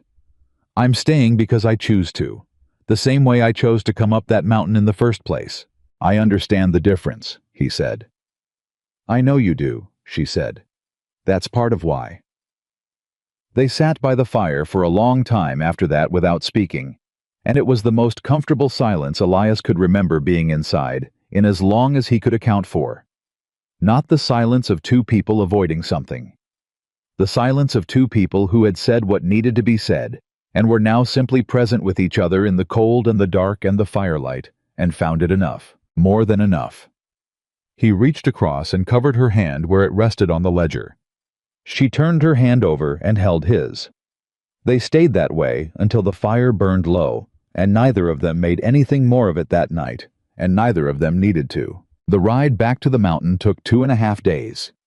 The weather held, the trail was clear, and they rode side by side most of the way, talking in the easy way of people who have stopped being careful with each other, about Ohio, about the mountain, about the spring that was still a month away, but coming whether the cold acknowledged it or not. She told him about her father's general store, about the satisfaction she'd taken as a girl in the perfect logic of a balanced ledger, about the way numbers had always felt more honest to her than most other things, because numbers couldn't be manipulated the way words could without eventually showing the lie. He told her about the mountain the first winter, how he'd almost died in January when a fall through ice on the creek had left him soaked and a mile from the cabin, and what had gotten him through it, which had been nothing more or less than the specific mechanical stubbornness of a man who hadn't yet figured out what he was stubborn for.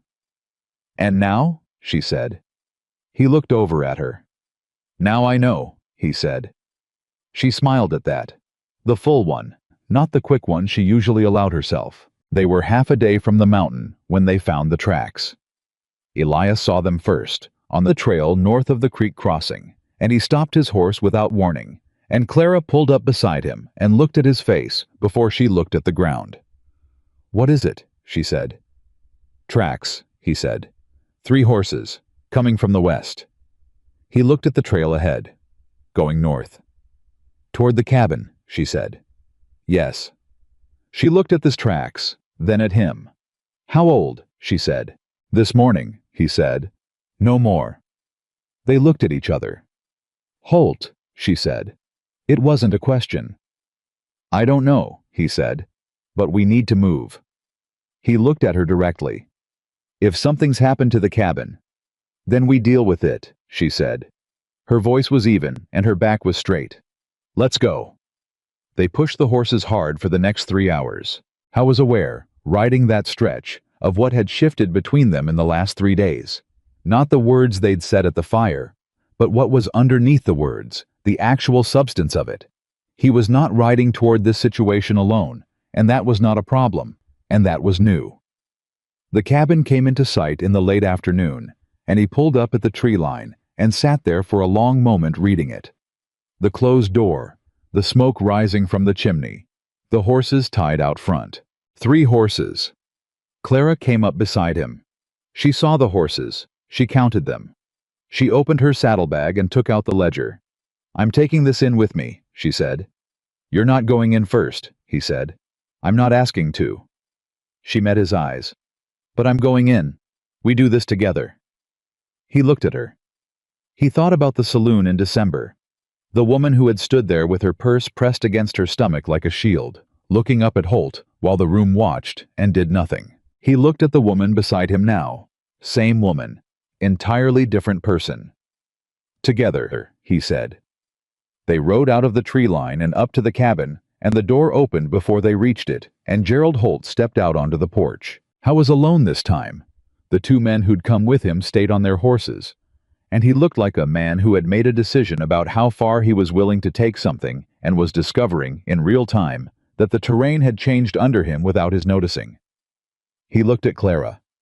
He looked at the ledger under her arm. He looked at Elias. Something shifted in his face. "Mr. Holt," Clara said. Her voice was as even as the ground. "You've come a long way from Raven Creek." "Mrs. Whitmore," Holt said, "I think it's time we settled this matter." "It was settled in December," she said. "And again in your office 10 days later. And again when your man Marsh came up this mountain with a fraudulent writ." She reached into the ledger and produced the filed copy, the official document with the docket number and the court seal, and held it up so he could see it clearly. "And again yesterday afternoon, when this complaint was logged with the territorial court in Laramie." Holt went very still. "Docket number is on the front page if you'd like to verify it," she said. "Unlike the document Marsh brought, this one is real." The 2 men on the horses exchanged a look. "You filed with the territory," Holt said. His voice had changed. The pleasantness was entirely gone now, and what was underneath it was smaller than she'd expected. Not dangerous, just small. "I did," she said. "Every interaction you've had with me, every fraudulent claim, every threat, every man you've sent, it's all in there. Dated, signed, and on official record." She lowered the document. "If you make any further claim against me, you do so against that record. A real lawyer will tell you that is a position you cannot recover from." Holt looked at Elias. Elias said nothing. Howe was standing 3 feet to Clara's right, with his hands at his sides, and his rifle on his back, and his face entirely neutral, and the neutrality said everything it needed to. Holt looked back at Clara. You think this is over, he said. I know it is, she said. Because you're a businessman, and you've just learned that the cost of continuing exceeds the value of what you're pursuing. She paused. There's no version of this that ends well for you now. You know that. The two men on the horses shifted. One of them said quietly to Holt, Sir. Holt heard it. He looked at the filed copy in Clara's hand one more time. Then he looked at her face, at the steadiness in it, at the complete absence of the fear he had banked on from the beginning, and he understood, in the particular way of men who have built their power on the vulnerability of others, that the vulnerability was gone, that what was standing in front of him was not the woman who had begged in the saloon and had not been for some time, and that he had made the mistake of not understanding that quickly enough. He stepped off the porch. He mounted his horse. He looked at her one last time. Mrs. Whitmore, he said. Goodbye, Mr. Holt, she said. He rode away. His men followed. Elias watched them go until the sound of the horses faded completely. Then he turned and looked at Clara, who was standing on the porch of his cabin with the filed copy in her hand and the ledger under her arm and her face absolutely composed. You all right? He asked. She took a breath. Yes, she said. She looked at the copy in her hand. Then she opened the ledger and placed it carefully inside and closed the cover and held it against her chest for a moment with both arms. It's done, she said. Not the same way she'd said it on the courthouse steps. Lighter than that, surer. It's really done. He came up the porch steps and stopped in front of her. She looked up at him. The mountain was quiet around them. The cold was real and present and entirely familiar, and the cabin behind her was exactly as they'd left it. The chimney still smoking from a fire that had burned down to coals but not gone out. The door standing slightly open, the horses tied out front still restless from the road, and Clara Whitmore standing on his porch with her ledger and her filed complaint and her 2 months of mountain work and her 6-mile walk in the snow and everything she had built from nothing, looking at him with an expression that had no performance left in it at all. He reached out and tucked a strand of her hair back from her face, where the wind had pulled it loose. She went very still. You are the most capable person I have ever met, he said. She looked at him for a long moment. You're not so bad yourself, she said softly. He almost laughed. Almost. Come inside, he said. It's cold. Yes, she said. It is. She walked past him into the cabin. He followed, and the door closed behind them against the mountain air, and the fire needed rebuilding, and there was work to be done. There was always work to be done. That was the one constant of this life. But for the first time in 11 years, Elias Carter went about the work of the evening with his whole chest full of something that he hadn't had a name for in a very long time. And Clara moved around the cabin's small space with the ease of someone who knew exactly where she was. Because she did. She was home. The fire that night burned longer than necessary. Neither of them talked about it, the extra log Elias put on before they ate, the way neither of them moved toward the curtain when supper was done, the way they stayed at the table past the point where there was anything practical left to discuss. The ledger was closed. The horses were stabled. The filed copy was safe between its protective papers. Everything that had needed doing was done, and yet neither of them moved. Clara had her hands around an empty coffee cup, turning it slowly in circles the way she did when she was thinking through something she hadn't finished with yet. Elias had his elbows on the table and was looking at the middle distance with the expression of a man conducting an argument with himself that he was not winning. Finally, she said, "You're quiet." "I'm always quiet," he said. "You're quieter than usual." She set the cup down. "What is it?" He looked at her. He had said, at the fire on the trail, what needed to be said. "I want you to stay. You are the most real person I've ever known." And she had answered him clearly and without games, the way she did everything. And they had ridden back to the mountain with their hands clasped across the dark. And now Holt was gone, and the threat was filed away in a docket number in Laramie, and Clara had said, "I'm home," without quite saying it, with her whole body, by the way she'd walked through the door. And Elias Carter, who had spent 11 years getting very comfortable with what he was and was not, was sitting at his own table feeling something he could only describe as terrified. Not of Clara, of the size of what he stood to lose now. "I'm not good at this," he said. She looked at him steadily. "You said that already. At the fire. I know." He turned his own cup in his hands. "I'm saying it again because I want you to understand that I mean it practically, not as a way of backing away from what I said." He paused. "I mean that I will make mistakes. I mean that there will be times I go inside myself and don't come back out fast enough, and you'll be sitting across from me wondering what happened to me." He looked at her directly. "I've spent 11 years answering only to myself and the mountain. That makes a man—" He stopped. "Particular," she offered. "I was going to say difficult." "Particular," she repeated. "It makes a man particular, which is different from difficult." She tilted her head slightly. "I am also particular, Elias. I track supply consumption by the day. I kept a legal record of every threat made against me for 7 months. I walked 6 miles up a mountain in a snowstorm to return a debt I chose to feel obligated by." She paused. "I am not looking for an easy man. I've had an easy man. Easy is not the same as good." He looked at her. "I'm not easy either," he said. "In case you'd missed that." "I haven't missed a thing," she said, and the way she said it, quiet, certain, with the weight of 2 months of close observation behind it, landed somewhere in the middle of his chest and stayed there. He reached across the table. He put his hand over hers, the same way he'd done at the fire, and she turned her hand over and held it the same way she'd done then. "All right," he said. "All right," she said. They sat like that for a while, and the fire worked in the stove, and outside the mountain held its cold against the darkness, the way it always had and always would, entirely indifferent to the 2 people inside the cabin who had just, quietly and without ceremony, decided to stop being alone. March came in hard and then softened.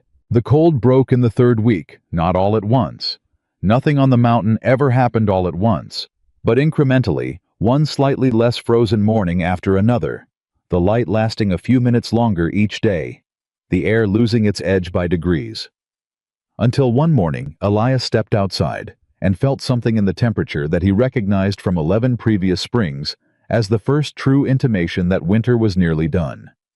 He stood on the porch with his coffee and breathed it in. The door opened behind him, and Clara came out, pulling her coat around herself, and stood beside him. She felt it too. He could tell by the way she went still for a moment, her face lifting slightly. "That's different," she said.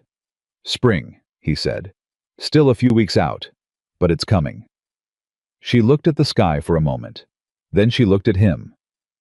"Elias," she said, "I want to ask you something, and I want you to answer honestly, not carefully." He looked at her. "All right. Are you happy?" she said. Simply. Directly. The way she always said the things that mattered. He considered it the way she'd asked. Honestly, not carefully.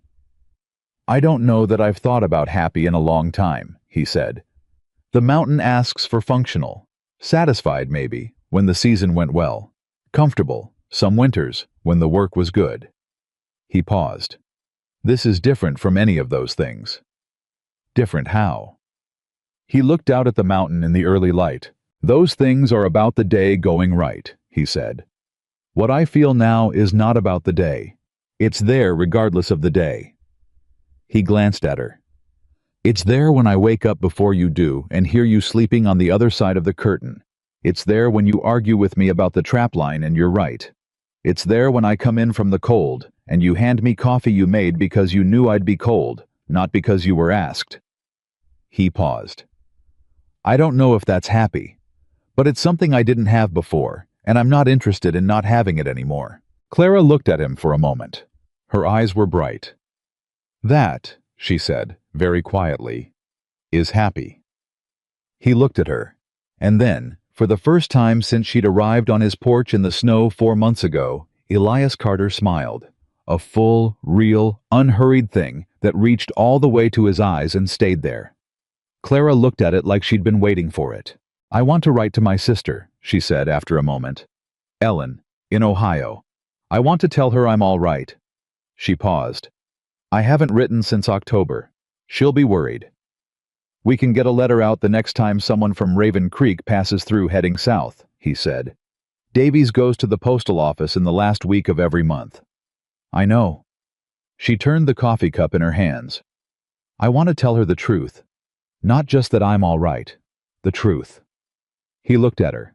What does the truth look like? He said. She met his eyes.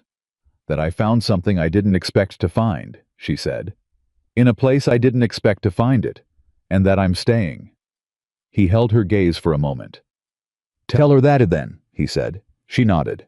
A week later, Caleb Davies came through on his regular pass south, and Clara gave him 2 letters, one to her sister in Ohio, one to Patterson at the courthouse in Laramie with a note of thanks and a request to confirm the complaint remained on active record.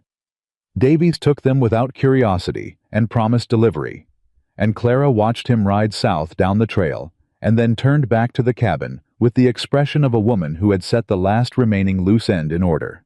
Done, she said. Done, he agreed. She looked at him with that slight half-smile that lived on the left side of her face. You're going to stop being surprised every time things resolve themselves, she said. I'm not surprised, he said. I'm relieved. That's just surprise in a longer coat, she said. He stared at her.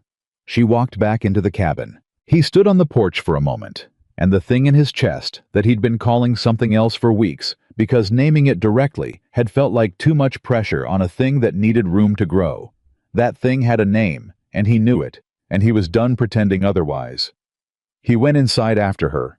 She was already at the table with the morning accounts. Clara, he said. She looked up. I love you, he said, plainly. The way she'd taught him to say important things, by watching her do it.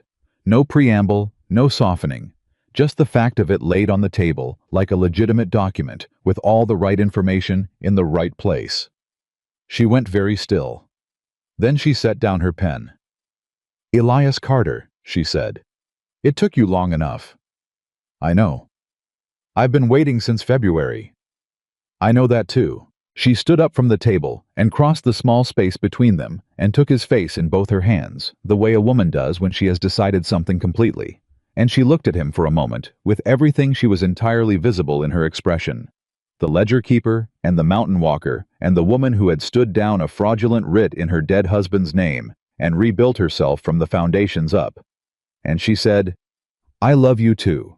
I have for a while. I was giving you time. You could have said something, he said. I could have, she agreed. But you needed to find it yourself. You wouldn't have trusted it otherwise. He thought about that. She was right. She was almost always right, and he was mostly done being startled by it. He put his hands over hers where they held his face. What do you want? He said. Not for today, for what do you want? She looked at him steadily. I want to stay on this mountain, she said. I want to build something here that's both of ours. I want to expand the trap line in the fall, and I want to plant a kitchen garden in the spring, and I want to submit a complaint to the territorial legislature about the state of land protection law for widowed women in Wyoming Territory, because what happened to me has happened to other women and should not be allowed to continue. She paused. And I want to sleep without that curtain between us. The last one landed with the quiet force of something that had been waiting a long time to be said. He looked at her. The curtain comes down today, he said. She smiled. The full one, wide and unguarded and entirely real.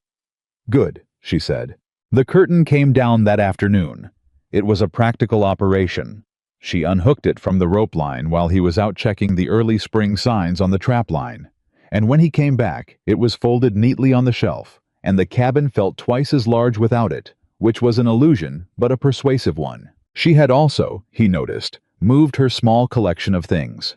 The ledger books, the sewing kit, the 2 spare dresses folded on the shelf, to the main room without making a production of it. As if the cabin had always been organized this way. As if there had never been a partition. He stood in the doorway for a moment, looking at the rearranged space. She looked at him from across the room.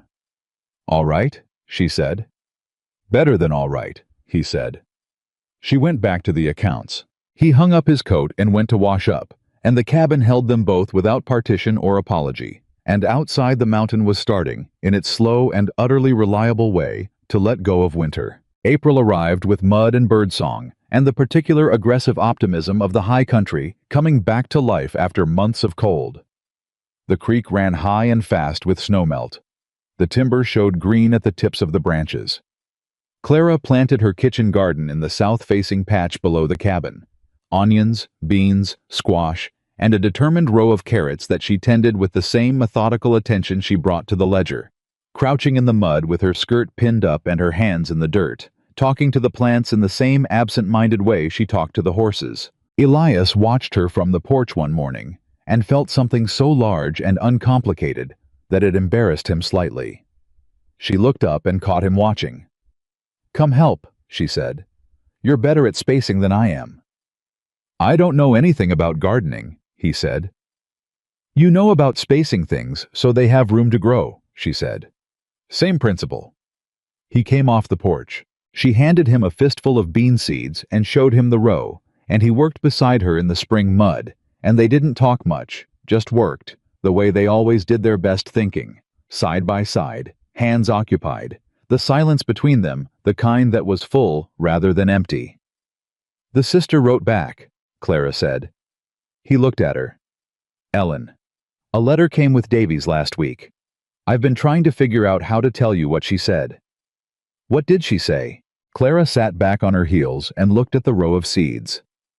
"She said she always knew Thomas wasn't right for me, that she'd prayed I'd find my footing after he passed, that she said she was glad I found someone worth staying for."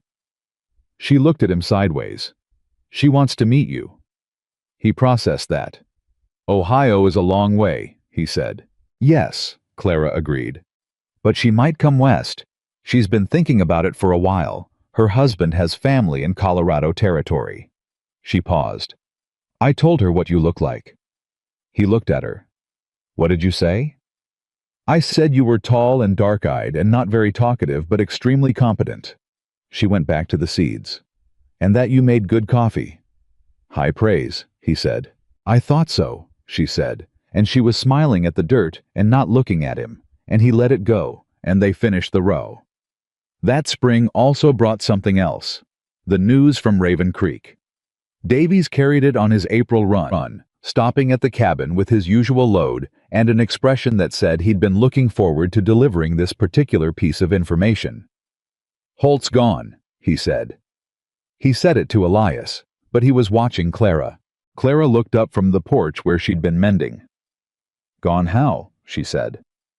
"Territorial Marshal came through in March," Davies said.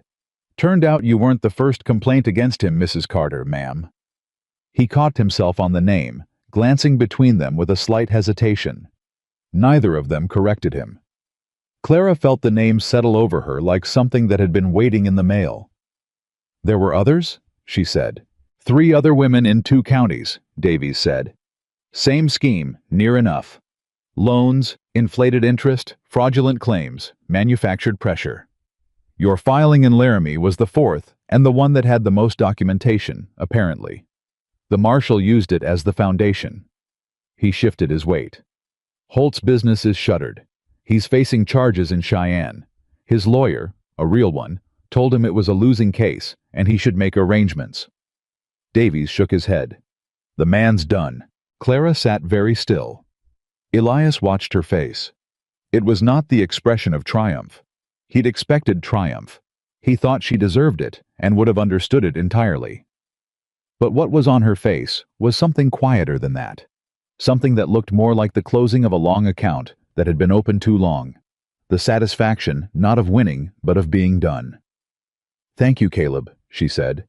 "I'm glad to know it." "Thought you would be," Davies said. He tipped his hat and went to water his horse. Clara looked out at the middle distance for a moment. Then she looked at Elias. "3 other women," she said. "Yes. 3 other women who didn't have anyone paying attention to the docket numbers." She said it evenly, without anger, but with something underneath it. "You paid attention," he said. "I paid attention because I had to," she said. "Because no one else was going to." She was quiet for a moment. "That's the thing I keep coming back to. How many women are in positions like mine were, like those three others were, and don't have the records or the knowledge or the... She stopped. The ground to stand on? He said. She looked at him. Yes, she said. Exactly that. He looked at her. At the expression on her face, which he recognized as the look she got when she was not just thinking about something, but beginning to plan around it. The legislative complaint you mentioned, he said. In the spring, when you said what you wanted. Yes, she said. Are you serious about it? She met his eyes. Completely, she said.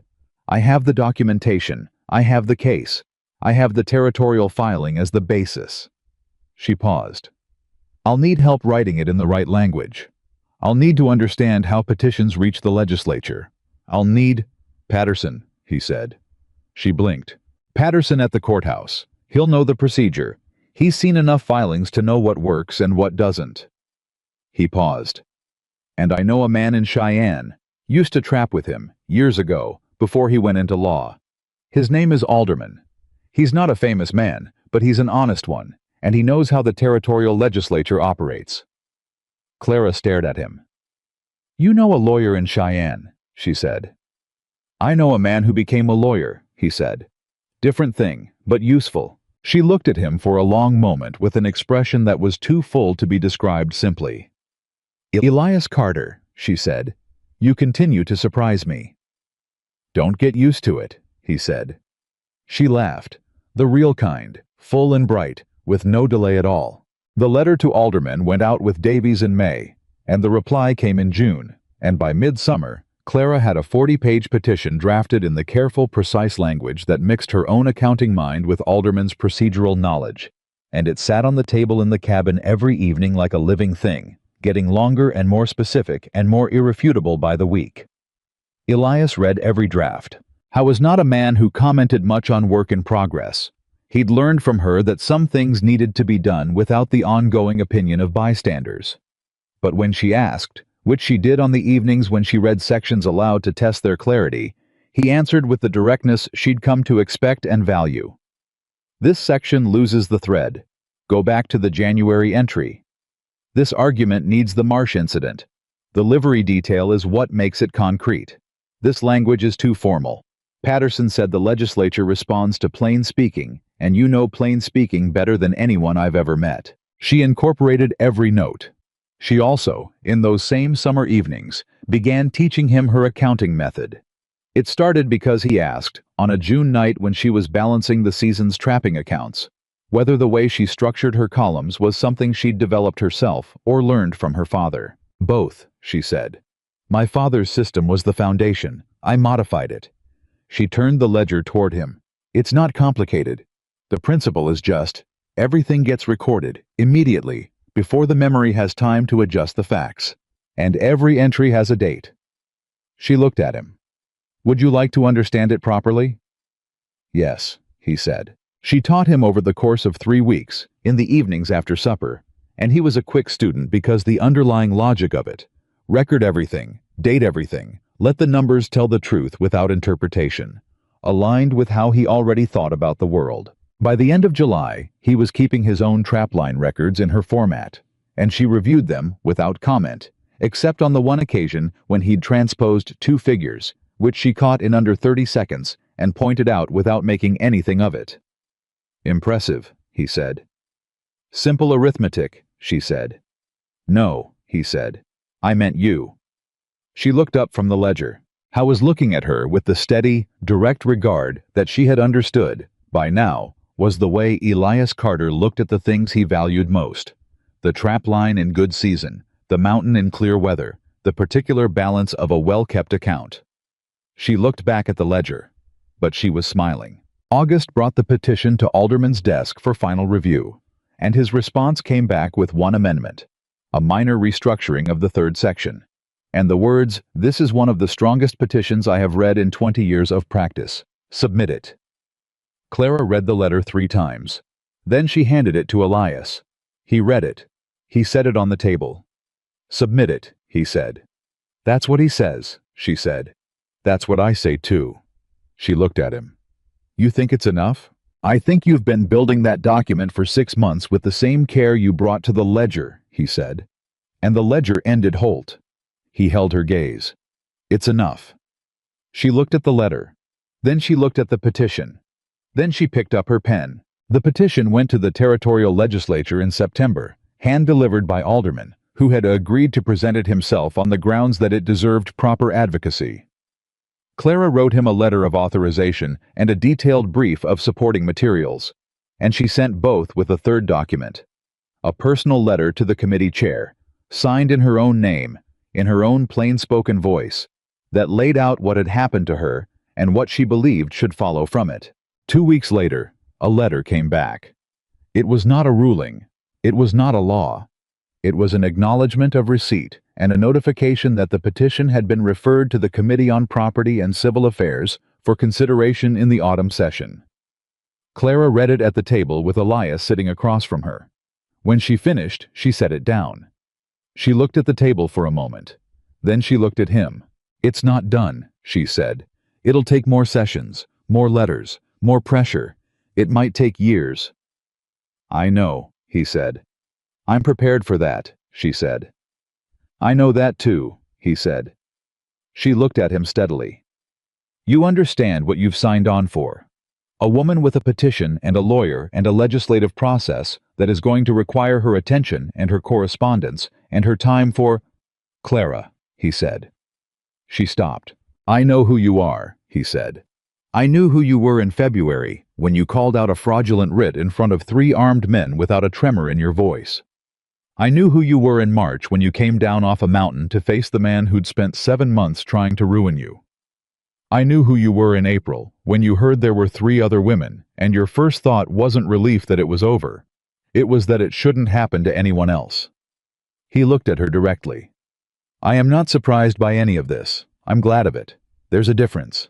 She looked at him for a long moment. "You are a remarkable man," she said. "I'm a particular man," he said. "You told me so." She laughed. The mountain kept its own time through that autumn and into the next winter, which came harder and faster than the one before it. The season always made its own terms and cared nothing for human arrangements. And the cabin was fuller now in every sense, warmer for the drafts she'd sealed, and louder for the presence of 2 people who talked every evening and argued about trap lines and read to each other by firelight, and conducted the specific, ordinary, daily business of 2 people who have decided to build something together and are finding, to their mutual surprise, that it is built better than either of them expected. Elias ran the trap line. Clara ran the accounts. They argued about the East Corridor every season, and she was right about it more often than not, which he had long since stopped finding surprising and had come to find, instead, a reliable source of satisfaction. Not because he liked being wrong, but because the fact that she was usually right meant the decisions they made together were better than the ones he'd made alone. The legislative petition moved through its process. The second session brought a subcommittee review. The third brought an amendment hearing.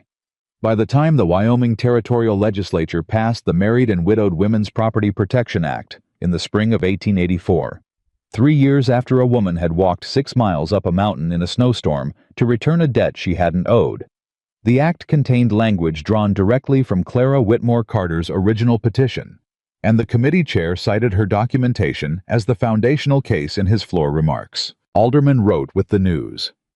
Clara read the letter at the table on a Tuesday morning in April, with the spring air coming through the open door and the sound of Elias outside with the horses. And she read it twice, and then she sat very still for a moment with the letter in her hands. Then she stood up and went to the door. "Elias," she said. He looked up from the stable. She held up the letter.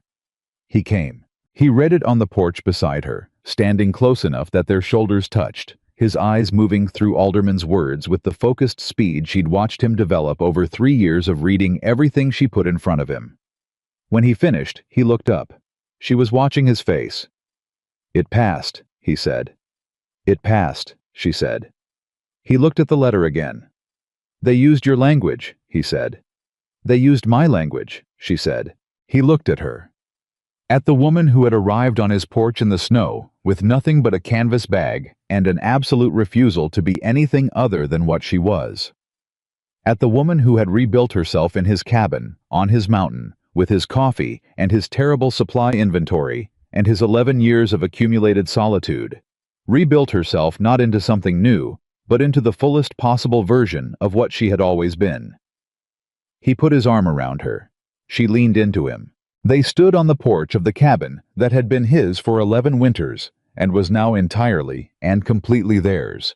And the mountain spread out before them the way it always had. Indifferent, vast, permanent.